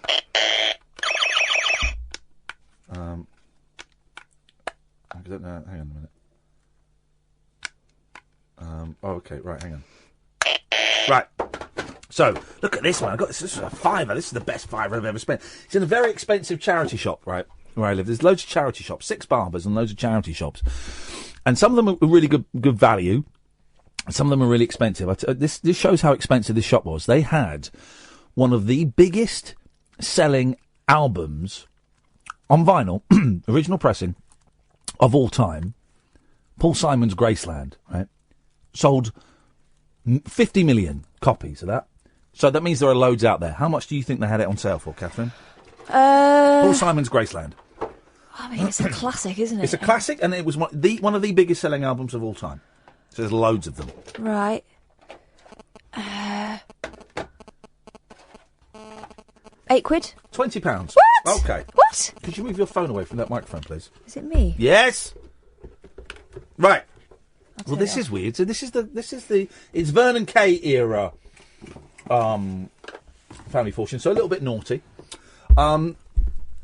We've got a stand here with things. Right. Okay. We've got the buzzer. This is what. So Kath and I, December the 9th, 6 o'clock. We're doing a rabbit hole in London. There's only 8 tickets left. Wow. They were sold so quickly. We thought, well, I wonder if the venue's free for the 2 hours before, 4 till just before 6. And it is. And so I said, maybe we should see if we can do a show there. But I don't really want to do another rabbit hole. That feels a bit obvious. And I said, I've got an idea. I've just got a vision of people playing Twister in the middle of the room. And this is what a great producer and a great co-host and a great friend does, is they take your idea and they just nudge it a little bit further. And so Kath said, well, how about if we just took in a load of board games and everyone came in and played? You know, like the end of term. Yeah. She said, like the end of term, that was it.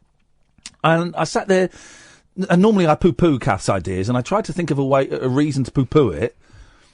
And I couldn't. I went, do you know what? I think that's it. So we've booked it, 4 till 6, 4 till 5:50, because then we've got to get ready for the rabbit hole. It's only a tenner. We're going to have an afternoon where we all bring games. They won't all get played, so don't be offended. We might not see the games through to the conclusion. If the audience get bored, they're going to tell us, and we'll swipe that game off and bring something else up. And you're all invited if you buy a ticket. And we sold like 35 tickets for that already. And we're going to have a smaller audience. There's going to be about 70 people there. So we've got room to make a bit of noise and make a mess. So we've sold half the tickets for it. It's a tenner. If you want it, ticketsource.co.uk/Iain-Lee. It's going to be a mess. Can't guarantee there'll be any entertainment value out of it, but we'll have a laugh. Hang on, Sally's on the line. Let's. Good evening, Sally. Hello. Hey, your mum's fit. Shut up. What a great opening line to a phone. She posted a picture of her mum. Did you see it? No. Yeah, because she called her elderly and an invalid. Well, I mean, she's old, but she's... She went on about it all weekend. Does she fancy me? Does she? Are you going to be calling me Dad? This is great! Shut up. Okay. Well, I need cheering up. So. Okay, right. Well, fine. We're going to play Family Fortunes. How do we play it with... Oh, that flipping smoke alarm. Turn it off. I know. I can't. They're coming round to replace it. It's old. Like your mum. Shut up. Right, okay. Yeah, all right. Okay. You know what? To be quite honest, I don't care. I've fallen out with her, so... Oh, really? What, because she loves me? No, because her new boyfriend's a complete and utter knobhead. Okay, well, her next one's going to be a celebrity. Right. So, what, did you just squeal there? Yeah. Sorry, that was my inner monologue, Steve. Right. So we've got Family Fortune, All-Star Family Fortunes board game instructions. Preparation. One player is the host, that's me, and the remaining players, that's you and Kath, are in 2 teams. Right. Okay. Set up the board with the front side facing the 2 teams. Turn the electronic unit on. That's on. Right. Player. One player from each team is selected. So that's you, Kath, and that's you, Sally. Yep. These 2 players prepare themselves for the first question and sit by the team's buzzers. Oh. Right. So you all have to make a buzzing noise. Have you got anything that buzzes there, Sally, that you could activate? Have you? I do, but I do. Use it. Oh, that'd be funny. Use it. Oh. Use it. Use it as the buzzer. I mean, how loud is it? Use it. Well, no. No. Is it a proper tooth rattler? Can I not just go beep? No. Or something? No, because that will confuse that. We'll confuse that with the smoke alarm. Yeah, but no. Oh, yeah. Okay, I tell you what. We'll play some adverts while you go and get your vibrating thing. This is Talk Radio. The late night alternative with that man, Iain Lee. There's no strangers here, just friends you haven't stalked on Facebook yet. Have never sent my picture to anyone who didn't request it. The late night alternative with Iain Lee on Talk Radio. Yes. This is why I love this show. We've gone from a woman who had her benefits cut wrongly and couldn't afford food to a young lad who's dying, 2-year-old lad who's dying, to a woman who's going to be using a vibrator as a buzzer so we can play Family Fortunes. This is why I love this show, Sally! Have you got it? Do you want to hear it? Yeah, now, is it in? What, are we going to hear? Stop Are we hearing the buzzing or a moan? I don't know. What is it? Flippin' heck, Sally, what are you doing? Drilling the road? I think you've confused a sex toy with a whisker. That is outrageous. You can beat up the eggs with that, make a meringue. I think that's the point. I think that you'd be spinning on top of it. Right. Okay, right. So, Kath, you've got the buzzer there. You test. Is that one you plug into the wall or what? What's going on there? No, I think you plug it into the. Oh, right, yeah, I get the idea. Right, Kath, test yours. Okay, Sally, test yours. That sounds like my scooter. Right, okay. Okay, right. I suppose both were right, different ways. So, right, okay, this is... Are we going to play Family Fortune? Hang on a minute. Well, let's get the music, dude, for crying out loud. Family Fortunes theme. Oh, that bloody thing. Here we go.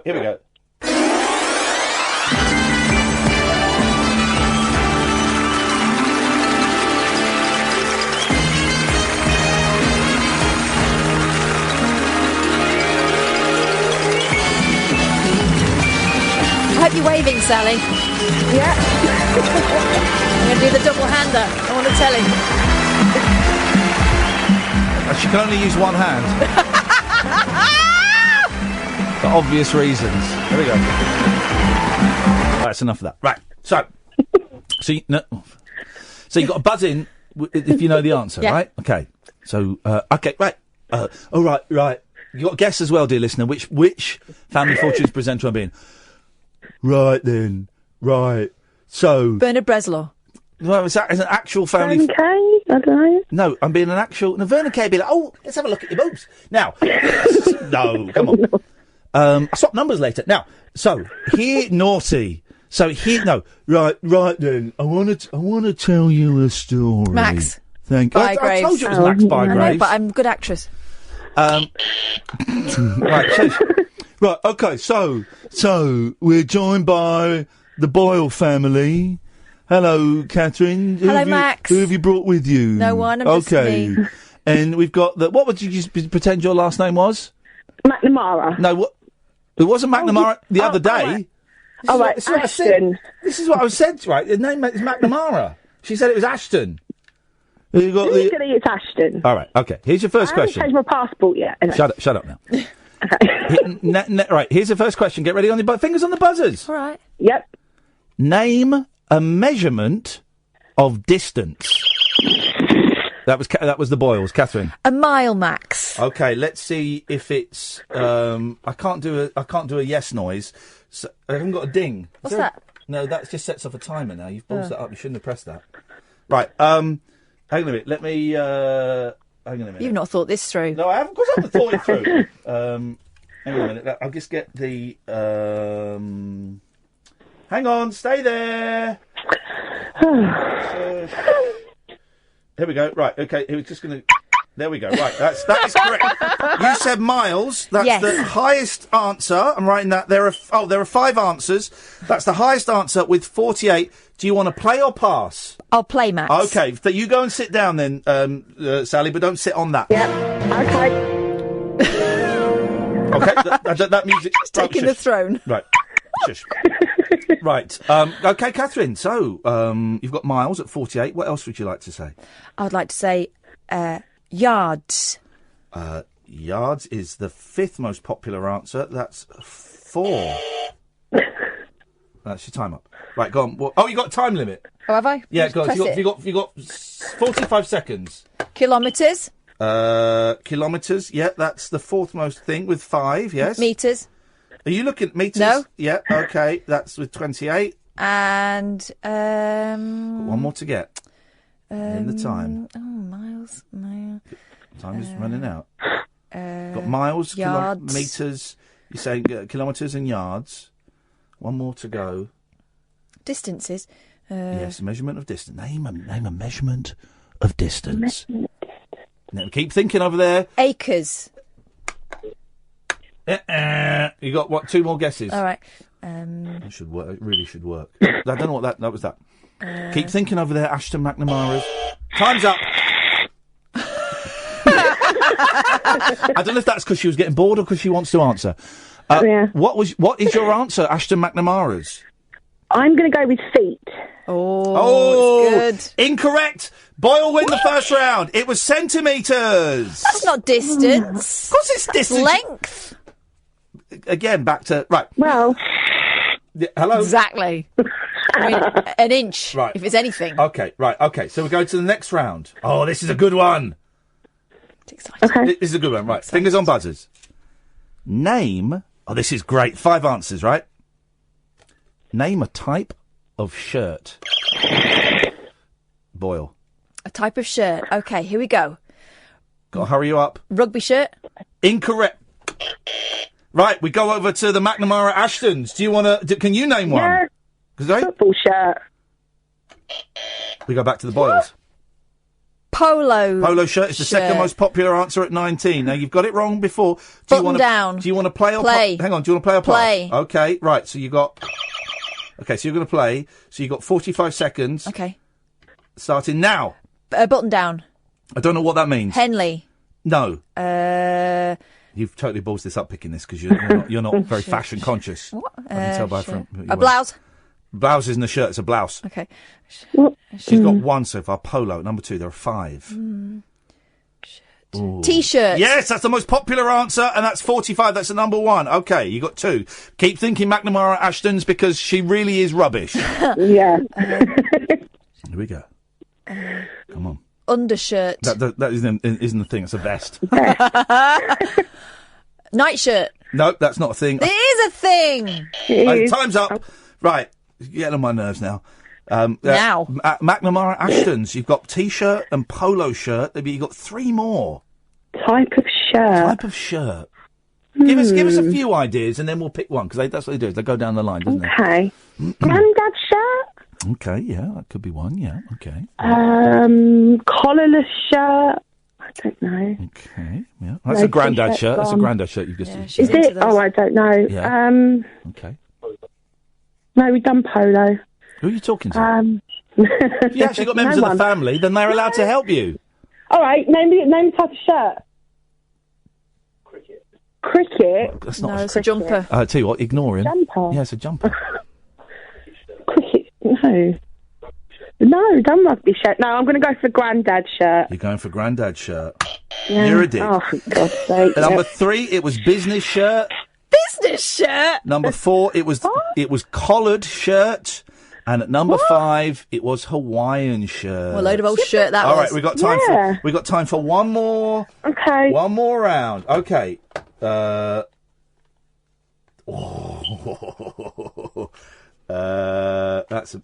me find one that's good. Hang on. Okay. Here's a good one. Here's a good one. Fingers on buzzers. Name a famous type of Allen. There we go. You took my buzzer over there. That wasn't fair. Okay. Yes, McNamara Ashtons. Alan. Famous Allen. That's a great one. Oh, God. This is going to be great on... Famous Allen. Quick, they've got to hurry up. 3. Alan. 2. Partridge. That's number 4. Partridge is at number 4 with 5. Catherine, if you can get one, there are 3 higher. Yorkshire bloke. Alan Titchmarsh. Incorrect, not on the list. McNamara Ashtons, do you want to play or pass? I'll pass. Huh? Alan. Oh, pass. Go on then. Right, Alan Key. Hang on a minute, we're going to set the timer off. Got 45 seconds. Go. Alan. Go on. Alan Key. Who's that? It's what you use to... when you're got an idiot. Famous types of Alan. What types? Or famous Allens. All right. Alan. Wicker. Nope. Alan. You got time limit, so I'll just shout out names if I were you. No, don't just look at me silently. I'm thinking of Allens, for God's sake. There's loads of Allens. Alan. What's his name? Alan Carr. Alan Carr's number 5, yeah, okay, with 3. Alan. We've got Partridge. Alan. Sugar. Alan Sugar. Alan Sugar's number 1 with 31. Yes! Okay, we still got 2 more to get. She can steal this. You got 2 Alan. more.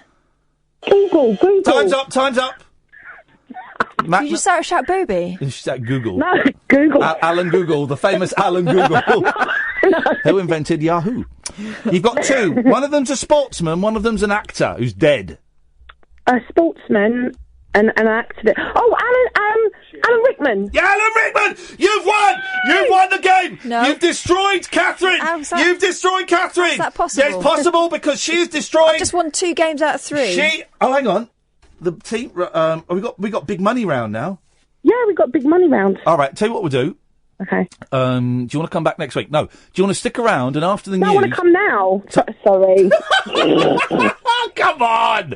Well, you can. You can have the news and then... right, we're going to go to the news and then we'll come back. We're going to play big money. Okay. All right, thanks very much indeed. Oh, I think this game's bent. I don't know how to respond to that. You might have to be the second player. In fact, you're going to have to... She needs a second player. So you're going to have to... I'm winning anyway. It should be me. You lost. How can I be losing? It's big money. She got more points in that one. It's double money. But she never... It's double your money. You're full of... Double your money is around in it, when they just realise it's going on for too long and he goes, right, it's time to double your money.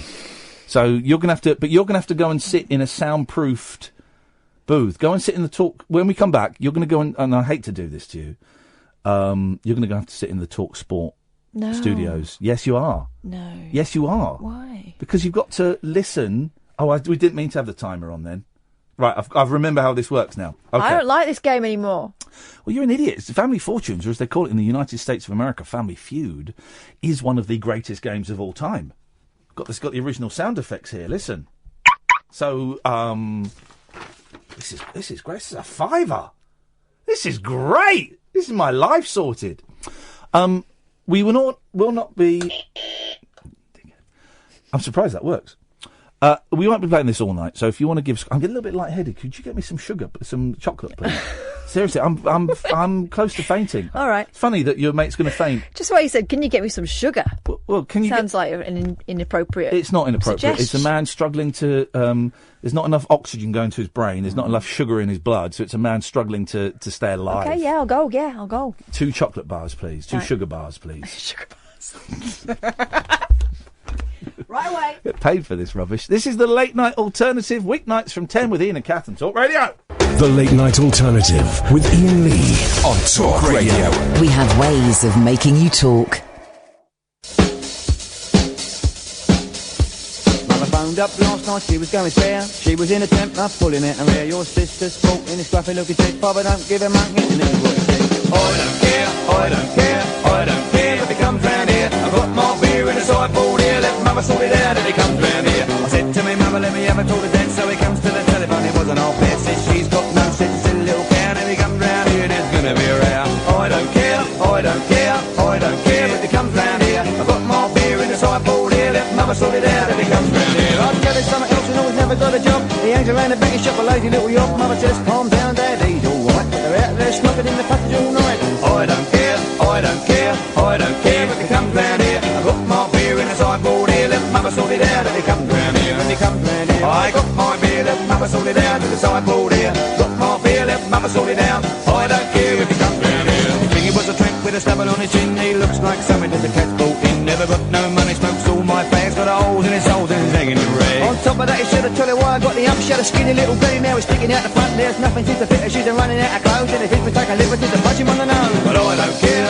I don't care, I don't care if he comes round here. I've got my beer in the sideboard here. Let Mama sort it out if he comes round here. If he comes round here, I got my beer. Let Mama sort it out in the sideboard here. I've got my beer. Let Mama sort it out. I don't care if he comes round here.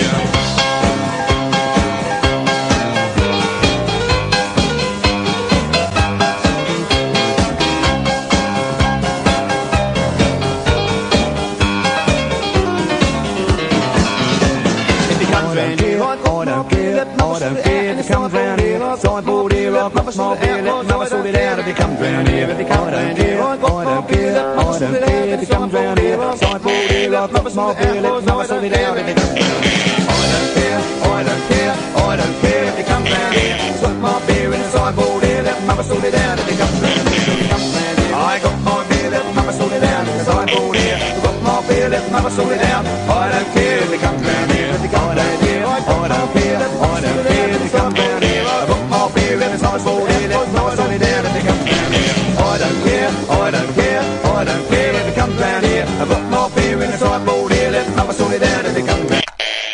Yeah. So, right. Sally is back in Hello. Hello there. So, sorry, we had to play that because I had to have 2 bars of chocolate because I was feeling faint, and my best friend thought it was funny. Yeah, so, you know. Yeah, but I also shoved 2 chocolate bars down your neck, so Yeah, suck it up, buttercup. Yeah, but you thought it was funny that your best friend was feeling faint-headed and was going to faint. Are you hypoglycemic? I beg your pardon? How dare you? Just because I'm getting divorced, you can't go around saying things like that. Oh, all right. Okay. I never tried it, but I'm up for anything these days. Right. Oh. So, big money. I've got the instructions here. The team with the lowest score after the rounds. Right. So, the team. Right. What? Okay. There we go. So the host takes out the next 5 question cards from the box. The first player will be asked these 5 questions in quick succession. This player will be given 45 seconds to answer these 5 questions. The host presses the 45-second button on the unit after reading out the first question. I got that. The host writes the answers given up on the front side of the board without their actual score. While this is happening, the second player must be out of the... Jesus. When the 45 seconds are up, the host will go through the first player's answers, writing in any points scored in the box to the right of the answer. Any top answer... Well, hang on a minute. What? I don't understand. Where's the other... I don't understand what they mean. Because they only have one... What does this mean? Hang on. Jesus. When the 45... Have I got different cards on here? Oh, yes! What is going on here with her? That reminds me, there's been a lot of roadworks on my way home. Right, when the... Could make short work of it if they had that. The host takes out the next 5 question cards from the box. Yes. The first player will be asked these 5 questions. So there's 5 Yes. on here, right? Oh, no, right, 5 questions. You have to get the top I got answer. it. All right, I got it. What's going fine? Okay, right. 1, 2, 3, 4, 5. Okay, right. Catherine, you have to go somewhere you can't hear this. Right. I don't need my buzzer anymore. You need what? I don't need this anymore, do I? You can put that wherever it's comfortable. Can I keep my hands on the buzzer, though? Well, where you need to go... No, you can hear it outside. They don't have the radio on in this building. Cheating. Oh, she better not cheat. Right. Okay, so... oh, Jesus. Right, so I've got to write that... Okay, right. So, hang on. The host takes out... The first player will be asked these 5 questions in quick succession. The player will be given 45 seconds to answer these 5 questions. The host presses the button. Right. The host writes the answers given on the side of the board without their actual score. While this is happening... Right, so Kath can't see the answers. Right, okay. So I'm going to ask you 5 questions, okay? Okay. Right, are you ready? And I'll press the start button... Right, I'll press the start button after I finish the first question. Right, so name one of the 7 dwarfs. Doc. Okay. Name a football player position. Centre forward. Okay. Name a London tube line. Victoria. Okay. Name a famous cartoon character. Mickey Mouse. Okay. And name a popular type of bread. White. You racist! You had to bring Brexit into it, all right? That's your questions answered. Right. Okay. Oh, this is going to be fun. I got it now. I remember how this show goes. We've got to wait for that. Right, here we go. So, Sally, this is where I get a bit touchy-feely. Yeah. So, Sally. So, yeah, you put your arm around me. Come on, get your feeling. You had a great day. You had fun. Yeah. Okay, right. So much fun. How do you think you've done on this? I think I've done quite well. Okay, all right. Well, first question was, name one of the 7 dwarfs. You said... No, hang on a minute. What's she doing in here? Get her out! She can't come in! Tell me when she's gone, Sam. Cheating. Name one of the 7 dwarfs. You said... Doc. And it's the top 100 answers. Let's see, was Doc there? No. Oh. We asked you, name a football player position. You said... Centre forward. Okay. Centre forward's up there. It'll be the first score on the board. Let's have a look. Okay. I asked, name a London tube line. You said... Victoria. Our survey said... Okay, it's not going great. No. Oh. That was number 4. Was that okay? Name a famous cartoon character. You said Mickey Mouse, and it only wants to get something. Mickey Mouse was there. It gets you 5 points. What? Gets you 5 points. Yes, it does. And you said name a popular type of bread. You said what? You silly cow. Okay, so you have got. Oh, I think we're meant to be doing it. Okay, right. So you're supposed to get over 2. You're supposed to get 201. You've got 5. Bring Kath in, please. Bring Kath in. Yeah. You have to sell that. Bring Kath in, please. Here comes Katherine. Here she comes. All right, Kath. Don't say anything, Sally. Are you ready for a spanking, Sal? No, you're on her team. Oh, okay. I think she's ready for a spanking as well with all the... Yep, I am. Okay, so you've got to get over... You've got to get 201 or more. Okay. To win a Ford Fiesta, okay? Ooh.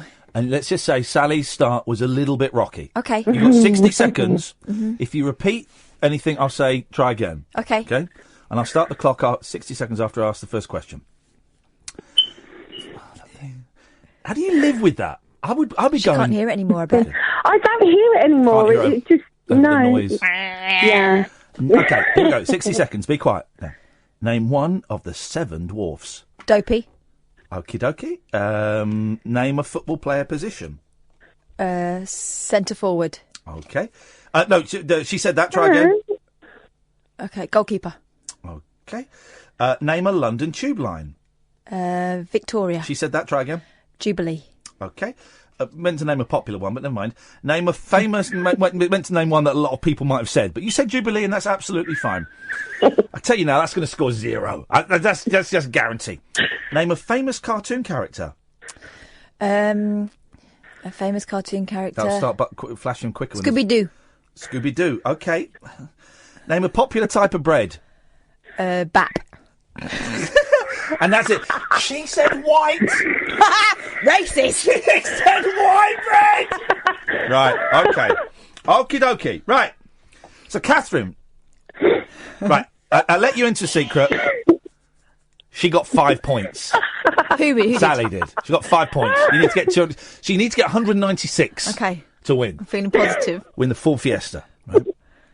So, name one of the 7 dwarfs. You said Dopey. Okay. Dopey was the top answer. Oh. With 47. Oh, well done, Kath. It's 47. Go me. Right. Name a football player position. Goalkeeper.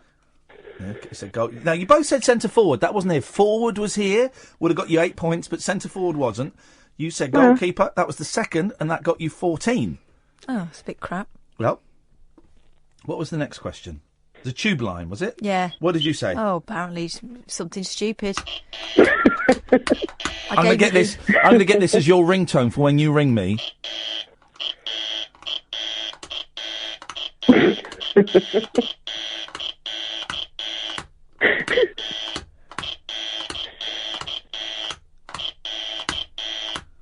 All right, I get the idea. It's the incorrect answer. Top answer was Northern at 23. Next one was, oh yeah, name a famous cartoon character. You did well here. Scooby-Dooby-Doo. You said Scooby-Dooby-Doo, having a poo, and Shaggy's having a wee now. That's not the song. Is incorrect. Top answer was Bugs Bunny, obviously, at 32. I ate Bugs Bunny. And so we got 47 plus 14, that's 57, that's 61, plus the 5, that's 67, 66. So you need about 140. Everyone's going to say BAP. Okay, so let's name a popular type of bread. You said BAP, and a survey said... Of course they said, what are you thinking? BAP isn't a type of bread? It is. It's a roll. Delicious type of bread. Number 5 was pita. Number 4 was flatbread. Number 3 was naan. Number 2 was garlic. Number 1 was... Sam, what do you reckon? What do you reckon? A baguette. Stop saying colours. Baguette. Sliced. For God's sake, right? Where did they do that survey? In Waitrose? I'm sorry, guys. I'm Sodo. I'm sorry. Sorry, Sally. Okay. You're an idiot. I'm sorry. You're a horny idiot. Katherine, I'm sorry. You're an idiot. I'm cutting you off now, and I wish I could cut you off, Katherine, but unfortunately I can't. That was fun, man. This is going to be fun. Here's what I'm thinking of bringing. Operation. Yeah. But is it old Operation or new Operation? New. Is it Minions Operation? No, just normal. Because he's got different bones. Oh. I've got Simpsons Cluedo as well. Oh, we're not playing Cluedo. Cluedo takes hours to play. Cluedo takes hours to set up, let alone play. Hilarious. If you want to come and see this silly show, ticketsource.co.uk/Iain-Lee. And Silly Sausage. Oh, yeah, Silly Sausage would be fun. Katie, stay there. Comes you after this. Take a trip into the alternate reality of late night radio. I think I'm in something like the Matrix, and so are you. The Late Night Alternative. Hello. With Iain Lee. Is there anybody out there? On Talk Radio. Hello. Erin said the best moment of that was when Iain Lee said that flipping Kath had to get 140 points from a maximum 100 for the answer BAP.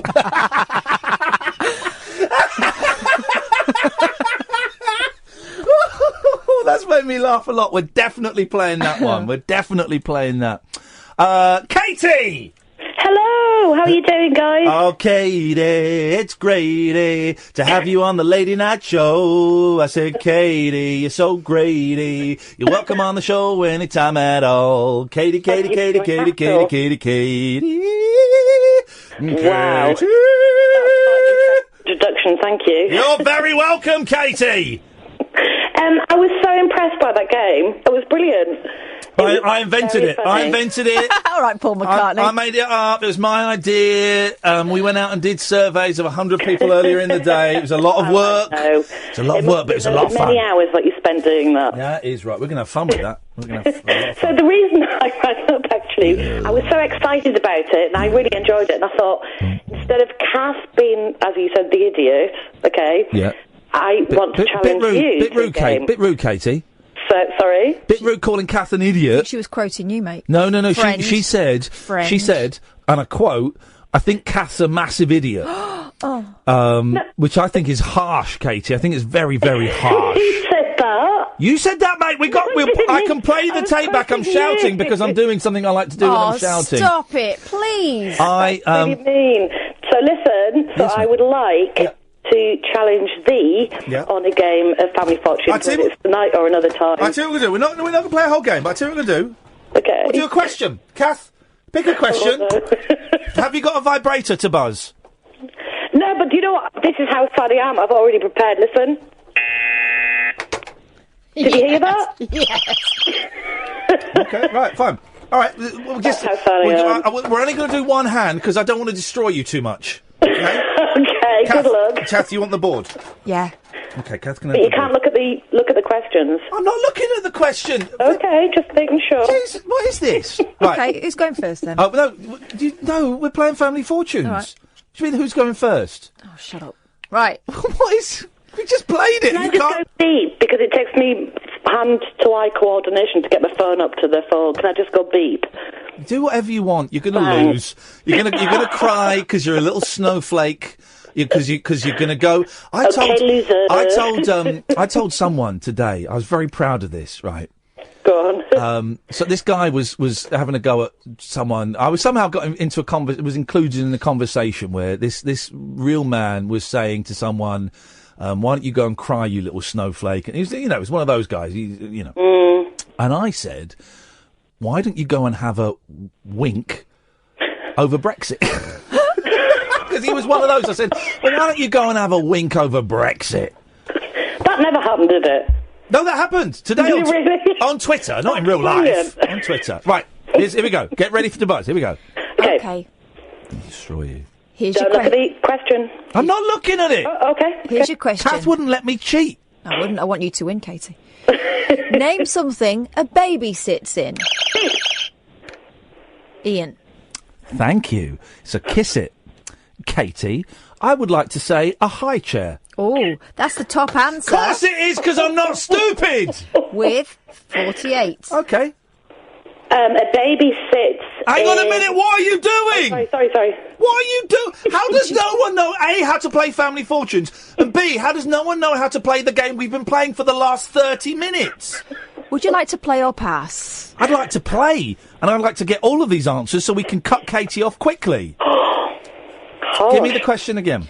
Name something a baby sits in. Do I have to press a thing? No, not you, Katie. Do I have to press the timer? No, there's no timer. You press that if I get it wrong, but you All right. won't need that. I will. A potty. Get stuffed! Sits in? A potty. All right, we're good. All right, in. Katie. No, it's not Katie's go. It's not your I've go. got 3 of those. All right. Go on. A pram. Is the second answer. Yes, mate. That's 19 points. Katie's bricking herself, man.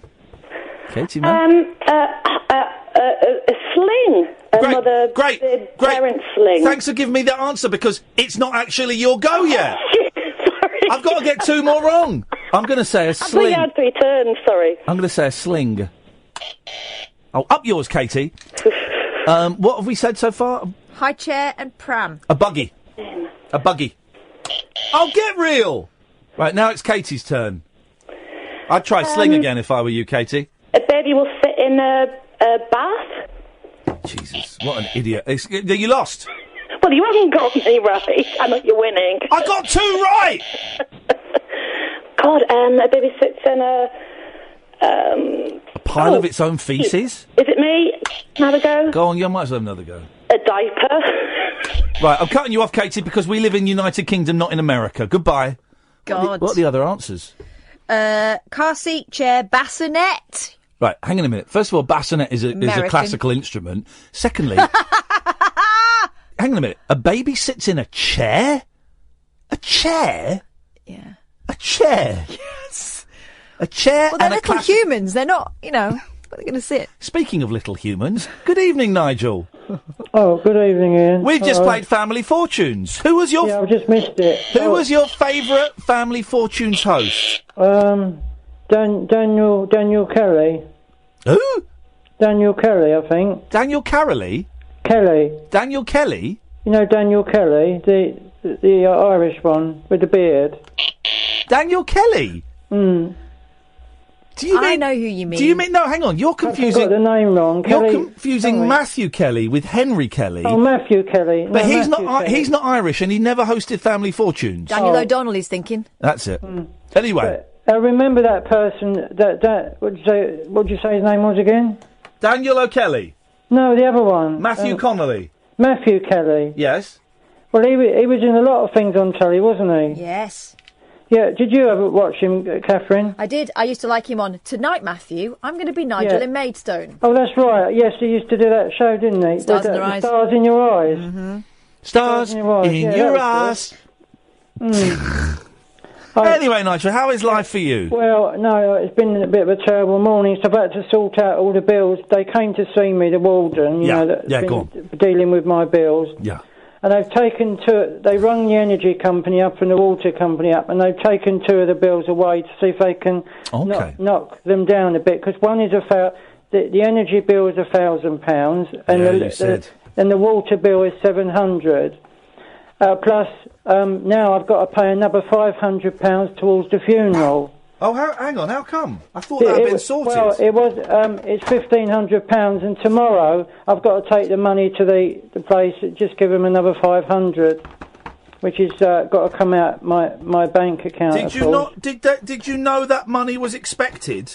No. Well, why? How have they just suddenly? I don't know. I hope it's no sprung one it on trying you? to do it on the side or something. No. think they do funerals No, on the it's side. got on the letter. On the letter, it's got the name of the company, Angels. Well, I'm Funerals. sure it's legitimate, but oh, hang on, sorry. yeah. Sorry, I'm sure it's legitimate, but that seems a little bit After they'd already paid it, they come up with another 500. Yeah. Okay. Anyway, so I've got to pay now. And another bill I've got is £115 council tax. You know. Is that a month? I don't know, but it's think- a few months. I think probably. I think that sounds like it could be a month. You do know. Here's something, This Nigel. is like the poll tax, isn't it? Here's something. Yeah. If you Yeah. tell the council that you live there on your own, you get a slight reduction. But I'm going to have to pay £12 a week for the room. Okay, but if you tell them that you live there on your own, Yeah. Well, actually, in actual fact, the council haven't asked me for any rent at all for the last 2 months. I think maybe maybe I won't have to pay any rent. Okay, if you tell the council that you live there on your own, you will get a reduction in the council But tax. they know now because this lady's been. Well, then that's good. I went That's into the council offices in Maidstone yesterday and told them all about myself. And the lady said to me she thinks that it's being paid because they haven't asked me for any money. Okay, all right then. So do you think all I have to pay is the bedroom tax then? Maybe. Okay. Yeah. I don't know, Nigel. Here's the thing. I can't give you legal or financial advice because it seems a bit funny. It's been 2 months and they haven't asked me for any rent money, so at all. Just the council tax of £115, but I've got to pay tomorrow with the other bill, the 500 one. So that's 2 bills. That's £600 has got to be found besides the other bills. So what are you, Nigel? What are you? Yeah. I don't want to know how much you've got, of course. Have you got money to cover this stuff? Just about. Well, I've got £2,000 nearly £2,000. Okay. I should be left with 1,000 at least. Yeah. Okay. Because you know there will be more bills as time goes on. Of course. This is one of the only definite things. There's always more bills. Of course, but when Mum was here, I never had to pay them. She dealt with the bills, and she never asked me for any extra money. I don't know why there's so many bills turned up just because she's died, Well, these things do. These things do. I just can't. What happens, Nigel? Sorry. Nigel, what happens if you run out of money? Well, I suppose you can get help for that sometimes. But I tried to get my money raised, my benefit, and they said it was a standard rate I was getting, and they can't raise it at the moment. But I could go to the Citizens Advice Bureau. Yeah. The lady today said you can try that as well. So when I go to Maidstone, I've got to make an appointment for that. We've got an undertaker I can see phoning up right now. So I wonder if Habiba's phoning up to speak about what's going on. Yeah. I don't know what to say. Can I thank you for putting those videos, the YouTube ones of me singing before my mum died? I sang that one, I Miss You. Yeah. A few days before she died, and we didn't know whether she was going to be, what was going to happen, did we? And there's a video on my Facebook of me singing that song, and thank you for doing those videos. My absolute pleasure. Stay there, Nigel. Nigel, stay there, because Habiba's called in. I speak to Habiba from time to time over the years, and I know Habiba is an undertaker, and maybe she's called in just to kind of have a chat about what you've been chatting about. Evening, Habiba. Hi, Ian. Hello, Nigel. Hello, Habiba. What have you called in for, Habiba? Nigel. I was just wondering, when you were talking about the funeral, did you fill out a form called an SF200? It's a purple-coloured form. No, there was a yellow form, I think, a yellow one. Right, because you are entitled, if you're on benefits of any description, you are entitled to help from the government to help pay towards the I got £1,000 help from the government, and then then today the lady came back with another bill of £475. Blimey. Can I ask, was Mum cremated or buried? No, buried. But the headstone hasn't been put on yet, because I went yesterday and it's been 2 weeks. No, it will take a while, Nigel. They won't put the headstone on for at least 6 months. But going back to that, the government, are they not going to help you towards the cemetery fees as well as the funeral director's fees? No, not at the moment, no. So what help is there available, Habiba? That's it, the SF200. It's a form that you fill in. Right. And they should give you the cost of a basic funeral. So that would be the funeral director's fees and any cremation or cemetery fees. But at least I've had some help with it. It would have cost me a lot more. £1,000 doesn't sound a lot, Nigel. Pardon? The clients I get, it doesn't sound a lot. I have clients who can get a total amount of £3,500. Now, Habiba, cemetery, Nigel is obviously very. But I didn't have to pay for the funeral. That's what I'm saying. Only I didn't have to pay £1,000. Why are you paying £500? What's that for? I don't know. I've just got a letter saying... I wouldn't pay anything yet until you know what you're paying for. Nigel, did you say you've got a letter asking for the £500. The Angels letter, the Angels funerals in Coxheath. All right, okay. Wait, can you tell us what does it say? I can get it. It's in the front room. Do you want me to get it? I think that might be helpful if we heard it. I'll just fetch it. All right. All right. Thank you, Nigel. Thank you, Habiba. No problem. How are you? It's tricky, isn't it? Because I wouldn't know how to organise a funeral, and I like to think I'm pretty clued up.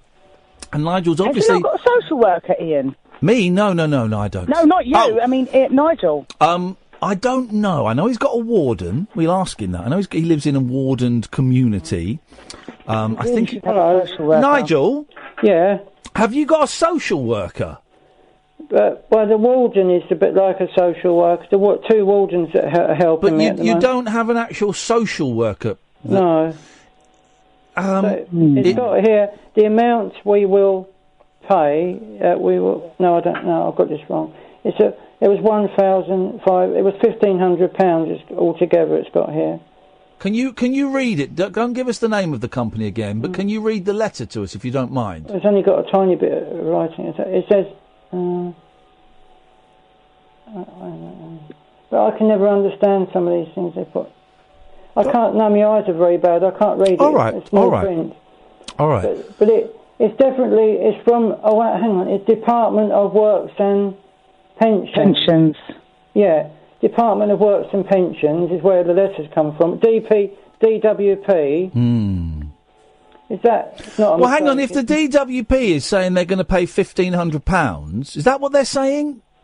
No. It would be really helpful if you could, without being able to see it. They wouldn't be asking you for £500. Well, hang on a second. Without being able to see it, I think we're all getting a little bit confused. It's written down here, £475 to pay. The lady wrote it on here today. She wrote it on there to pay. Make a cheque out payable to these people. Well, she wouldn't tell me the wrong thing because she's. So then maybe that means that the DWP have only decided to pay £1,000, but that really doesn't seem right given your circumstances. What should I take it to the council offices or anything? No. I would and get them to find out what does that cover. What does £1,000 go towards? Is that just the funeral director's fees? Then who's paying the cemetery fees? Yeah, I mean, it's based on how much money you've got as well, savings. So by the sounds of it, you're just like the rest of us, and you've just got a little bit. So I would go back, and I wouldn't pay anything just yet. Well, I've got to go to the bailiffs around just tomorrow. You've got what? Sorry, I've got to go and pay the council tax tomorrow of £115, which is the council tax. Make sure you tell them. I'll take the letter with me. Make sure you tell the council tax people that you're living on your own. Yeah. You get 25% off if you do that, Nigel. They know, yes. They know. Sometimes one department doesn't talk to another, so it wouldn't hurt you to say to them tomorrow, you do know I live on my own now. Yeah, they do know that, yes. It wouldn't hurt. It wouldn't hurt for you to say it again, just to make sure. Sometimes you have to say things twice. Yeah. I'll tell them, because I can't pay £100 a week. It won't be £100 a week. I mean, rent if I'm only on £200 a fortnight, So. Have you spoken to the warden about what you might do if you run out of money? No, she hasn't mentioned that at all. Well, I never mentioned that to her. But she must afford Nigel, can you afford to pay this extra £495? I can at the moment, yes, I can. But I'll have to query it with them tomorrow and make sure it's not a mistake, And ask them to clarify how much they got from the DWP and why you're now being charged this. And say to them, I don't know if I can afford it. Because the government have already paid, haven't they? The government have already paid £1,000 to them. Well, funerals are expensive, but if you say, I don't know if I can afford this, there might be something they can do.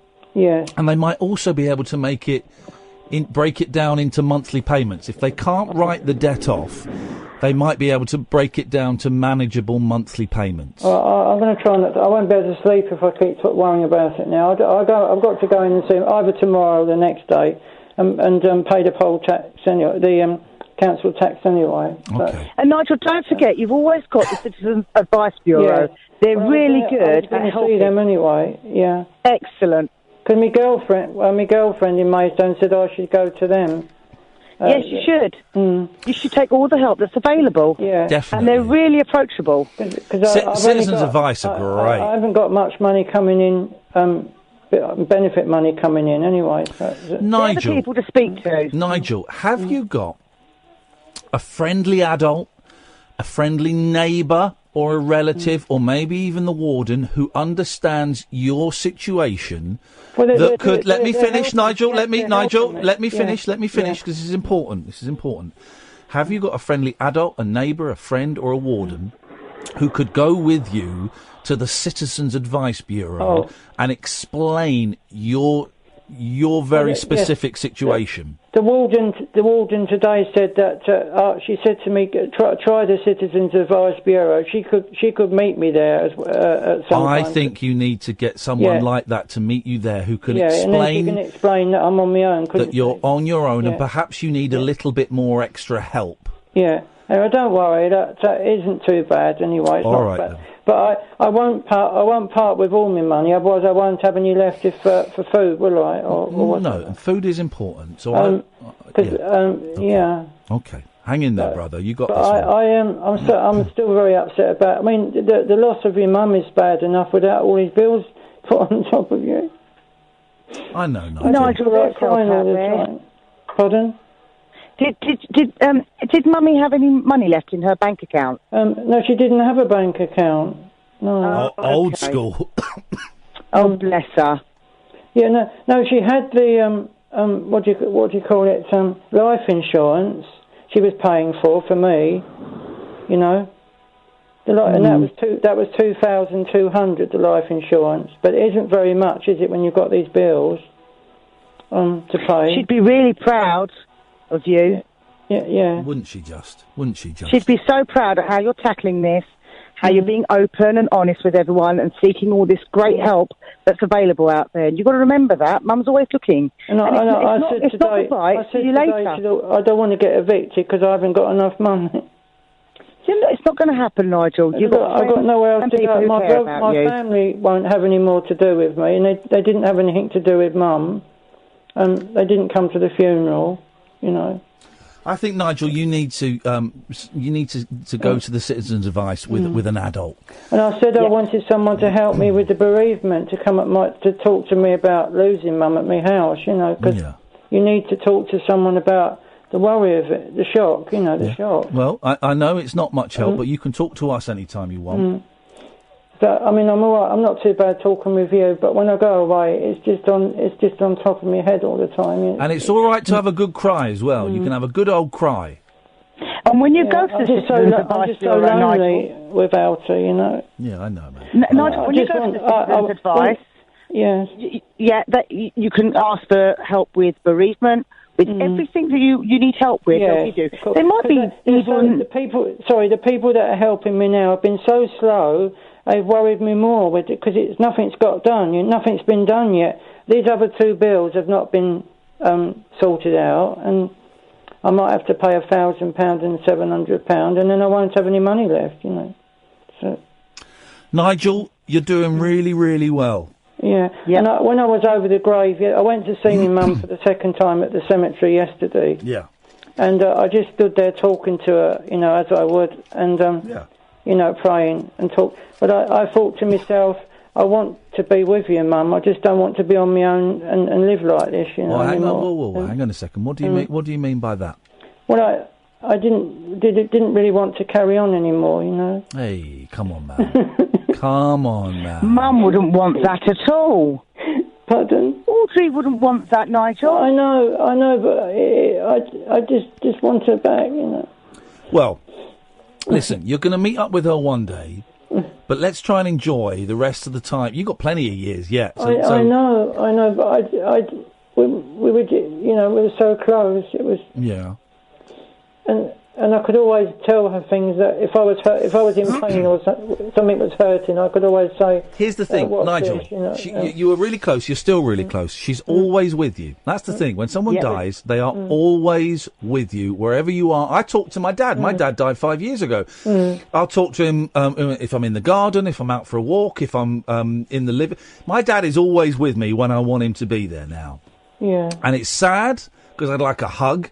But it's great because it means I talk to him on the drive home sometimes. And you can do the same with your mum. And I genuinely believe that they can hear us. It's just when you get a panic attack where you don't know what to do, you've got no one to help you if you're on your own, have you? You know, the doctors don't come out anymore. No. And people you need to speak to. You're just left on your own. People you need to speak to. You need to speak to the citizens' advice, and I think you need to speak to your GP as well. Yeah, sure, yeah. And explain. Hang on, Nigel, hang on, listen. This is important, okay? And I know you like to rush off on ideas, but this is really important. If you speak to your GP and say you are struggling to live on your own and pay your bills, if you've got a good GP, they might be able to do something to help. They might be able to speak to someone at the council. The trouble is the GP that the friendliest GP is left now. He's retired, and so they're all different. They're all new ones, and they don't really know my history. Well, go and introduce yourself. Well, I did speak to this new doctor around the surgery a few days ago, and tell them you're struggling. Tell them you're struggling with life. Well, and tell them what you said. And tell them what you said to me and Habiba and Kath about you saying to your mum that maybe you'd like to join her. I think it's important you tell a doctor. It's okay. I won't do that. No, I know you won't. I know you won't. But I think it's important, Nigel. I think it's important you tell your doctor that you've thought that. Okay. Of course, yeah. Well, I mean, Okay. Yeah. But what else was it anyway? All right, Nigel. Listen. I mean, go on. Listen. You take care. Mainly, the bills are getting me down. That's the main thing. The bills can get you down, can't they? Yeah, they can. Listen, Nigel. Hang in there. Try and get some sleep. Well, no, I don't want. I never go to sleep until early morning anyway. All right, we'll try, okay? Because I like to keep busy. I've got washing up to do. All right, we'll go and do the washing up if that works. Well, we'll speak to you. I'm going to have a bit of supper and then I'm going to do the washing up. Supper at 1:45 in the morning? Are you a lunatic? Dear God, that's breakfast! Nigel, it's good to talk to you. I had a sleep. I went to sleep earlier this evening. Nigel, it's good to talk to you. We'll speak to you later in the week. Thank you for putting those videos on. Take care, Nigel. Bye-bye. Thanks for that, Habiba. I appreciate that, ma'am. Anytime, Ian. Nice to speak to you. I haven't spoken to you for ages. It's tough like that because listen, I can't give financial advice because I'm not allowed to, and B, I'm rubbish at finances, and I try and tread very delicately around Nigel because he's obviously. So I'm just putting the family fortune thing away. Vulnerable. Exactly. He's obviously slightly more vulnerable than perhaps the rest of us are, or vulnerable in different ways. Yeah. And I can't say to him what I'd really like to say because I don't know if he'd take it in. Yeah, of course he wouldn't. Of course he wouldn't take it in. So there's no point. And I think Nigel. What do I know? I think Nigel should perhaps be living somewhere else. Okay, but that's not for me to say. It's not my call. Not my. Go on, Kath. The hope I have is that they've got those two wardens there, keeping an eye on him. They know he's living there. Yep. And there's the connection to social services if necessary. I wonder if they've hit that button already because you'd think they would. You see someone like Nigel living on their own. Surely you think I've got to phone the council up and say there's a bloke living. Don't they have a duty of care to him? Exactly. Well, I don't quite know what the relationship is. Really? No, I don't. Because I don't know. Well, if they're allowing him to live with his mum in warden-controlled accommodation, then he's on someone's radar, isn't he? Well, also, maybe this is going on already. And we don't know about it. Maybe Nigel doesn't know about it.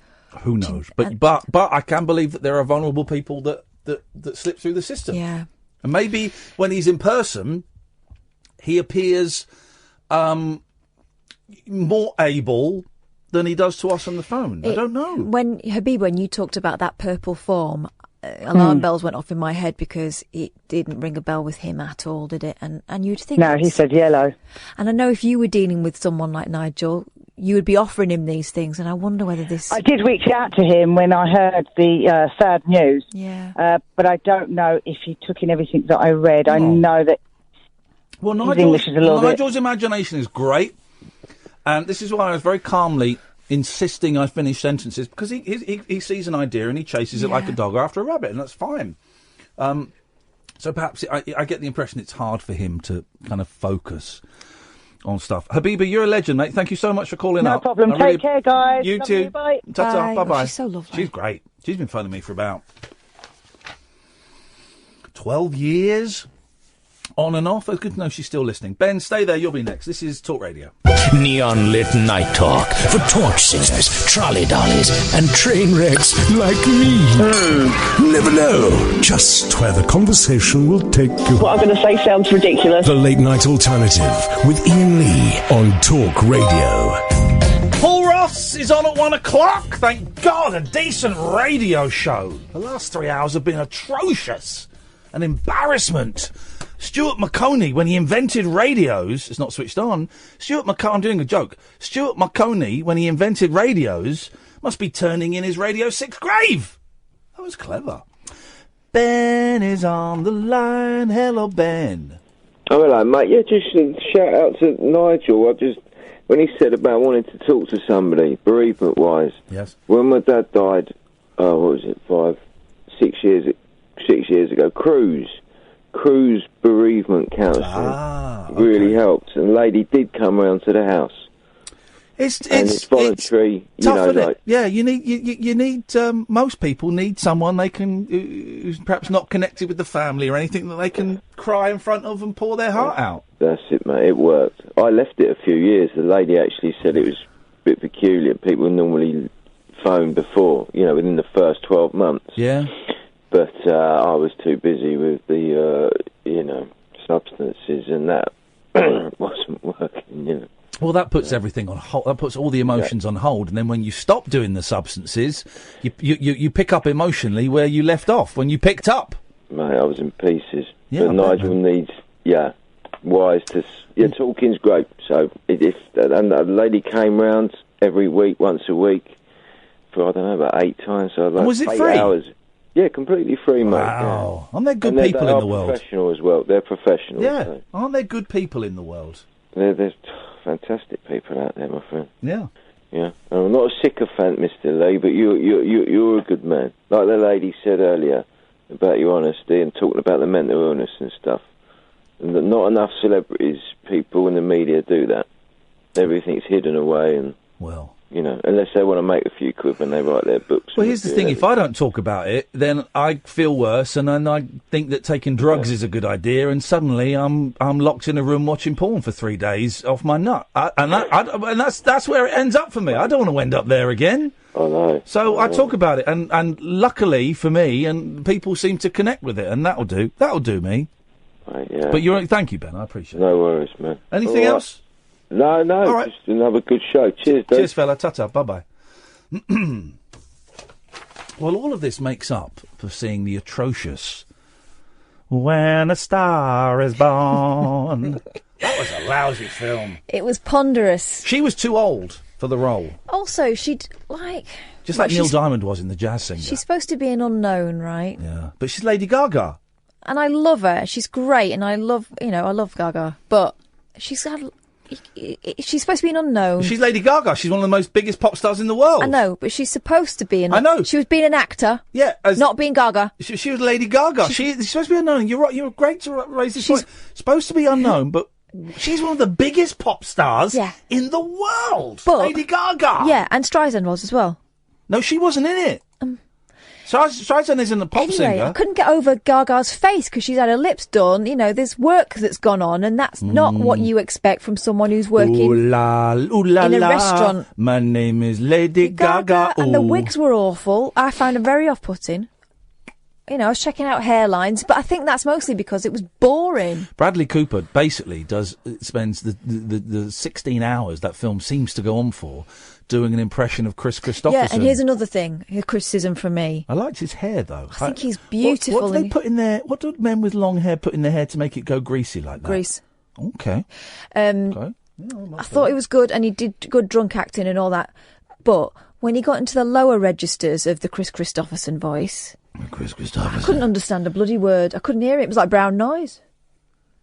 That's what that smell was. That's what that smell was. He was just all of a sudden. And she, oh yeah, I know. I'm glad you know, love, because I haven't got a clue. Here he comes. Here he comes. They won't put any of our quotes on the poster. Come in, Paul Ross. Brown noise, Catherine Boyle. You seen the new? What's he got? Oh, what the hell is this? I've got a producer who's very generous. Oh. She's got homemade scones, clotted cream, laced nice, with LSD. Sadly not. Soft set strawberry jam. Would you like a half? Oh, I'd love one. But Dawn French would be furious with you, you know. What does she know? What does she know? It on. I put the clotted cream on in place of butter. Thank you, buddy. I know. I would go cream first. Have you seen? Have you seen the new A Star Is Born? Oh, no, I'd love to though. I like the original 3. So well, I've not seen the first 2. You've never seen the Judy Garland, no, James Mason? I haven't. Oh, it's a master. George Cukor directed, Born in a Trunk, Get Happy. I've not you've got to see it. I liked the Streisand Christopherson one in the 80s. Although Elvis, she wanted to play She that wanted part. Elvis, yeah. Wouldn't that have been fantastic? But then I saw it recently and I couldn't get through it. I found it too slow. And I found this one too, so I was really disappointed. You've seen it? Have you already? Saw it tonight. Really disappointed with it. Do you like it? Or? I was ready to love it. I didn't. Even with the Bradley Cooper, as he doesn't float the boat for you? He doesn't do it for me. Oh. But I could see that, you know, ostensibly he's beautiful. He's beautiful in but, it. But he does a Chris Christopherson impersonation. Does he now? Yeah, and then he gets really low and you can't understand a word. Exactly like that. Like Beppy from EastEnders. Hello, how you going, darling? All right, first class return to Walford. There was a whole section where all he made was this noise. That would work for some girls and some gentlemen. Not a clue. I don't know what he's talking about. Hang on a minute. Giselle is here. Good evening, Giselle. We've only got a minute. Okay. Because Paul Ross sends me very... if he doesn't get enough time, I'm going to say it, Paul. He sends me the rudest emails I've ever received, calling me all kinds of names. And I always start them really prompted with just the word sir. Yeah.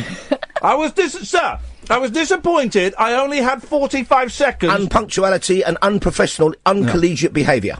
So Giselle, I don't want to be rude, but you got to pull your finger out, otherwise Paul Ross is going to email you. That was a good one. I just want to connect the points over a couple of things from the earlier and most recently in the show. Okay. About having people to talk to, but having somewhere to go. Mm-hmm. Because when I have been in, crisis points myself, the thing that comes up time and time and again is that there isn't anywhere for people to go, and even if there is, those people don't have the resources to take it, and it's like it should be for everybody, regardless of age and various other things and stuff. It's just like, I think it's just as important to have somewhere to actually go and a break from the cycle around you as much as who you're speaking to. I think you're absolutely right, Giselle. I just wanted to say that. Now you've got somewhere to go. You hung up on me last week. I'm going to cut you off now. There we go. Paul Ross. I like Giselle. Wonderful name, Giselle. She's great. She's quite a nervous caller. And then last you time have that effect on me. She was waiting for about an hour to come on, and I said, "You know what would be good if the next caller just hung up on me?" And it was Giselle. She did. She put the phone down. It was so funny. She's read the playbook. She's good. Paul Ross, what's on your show tonight? Cannot wait for the show tonight. We are talking to the big brain boffin who's planning a city under the sea. First as a holiday tourist resort, but then as somewhere people might live if you're so inclined. Also, why has that not been done before? That's brilliant. What a great notion. That's brilliant, isn't it? Yeah, so there you go. We've got him coming on live, and I've spoken already to the guy, but he's absolutely charming. A German ornithologist at the Max Planck Institute of Ornithology. Max Planck, of course, a quantum physicist, but also interested in nature and connections. I thought he was that comedian with a funny walk. No, that's that northern fella. Right, okay. Max, something that rhymes with Merchant Bank. Okay, yes. Another one. Okay, we don't say that one, do we? No. Anyway, he did a remarkable thing, okay, because they wanted to gather data from birds in flight to help people at sea and stuff, and they could fit these tiny data returners, but they need to know the birds have come back. Pigeons no good, they don't fly far enough. Right. He hand-reared 7 goslings. Oh. They slept with him. For months. No. Yes. He then taught them to swim with him. They imprinted on him. I know. He then taught them in one of those little mini fly things to fly in formation behind him. He's written a brilliant book. Yeah. Okay. It doesn't always have happy endings for all the goslings. Okay. But he still visits 2 of them with a daughter. And what's wonderful is the fact that he had these creatures, he was going through a particularly painful divorce, had a young daughter, and the Goslings, and he tells it in he's very kind of controlled. I'm not being xenophobic or stereotyping about the Germans, but can be a bit like that, clipped. But he tells you a remarkable story about what he got from this experience and how he still goes and visits the two Goslings. They're not all brown bread. A couple done them well for. Some return into the wild. Yeah. He goes and sees them with his daughter, who's now 7 years old. It's a wonderful story. It's always been my ambition, and to have birds imprint on me. I want birds. You saw that Tom and Jerry cartoon, didn't you? You, my mama. I want them to see me first and think I'm their mum. In fact, there was a Ted Danson film in the 90s called Fly Away Home, a fictional film, where they did exactly that thing. They taught the Goslings to go on their kind of migration. This happened for real with this guy. He's on the show after 2. It's all coming up with Paul Ross. Thank you, Catherine. Thank you, Sam. A busy old show tonight. We're back at 10 with Josh Flanagan, the producer, director and writer of Day 5. Ta-ta!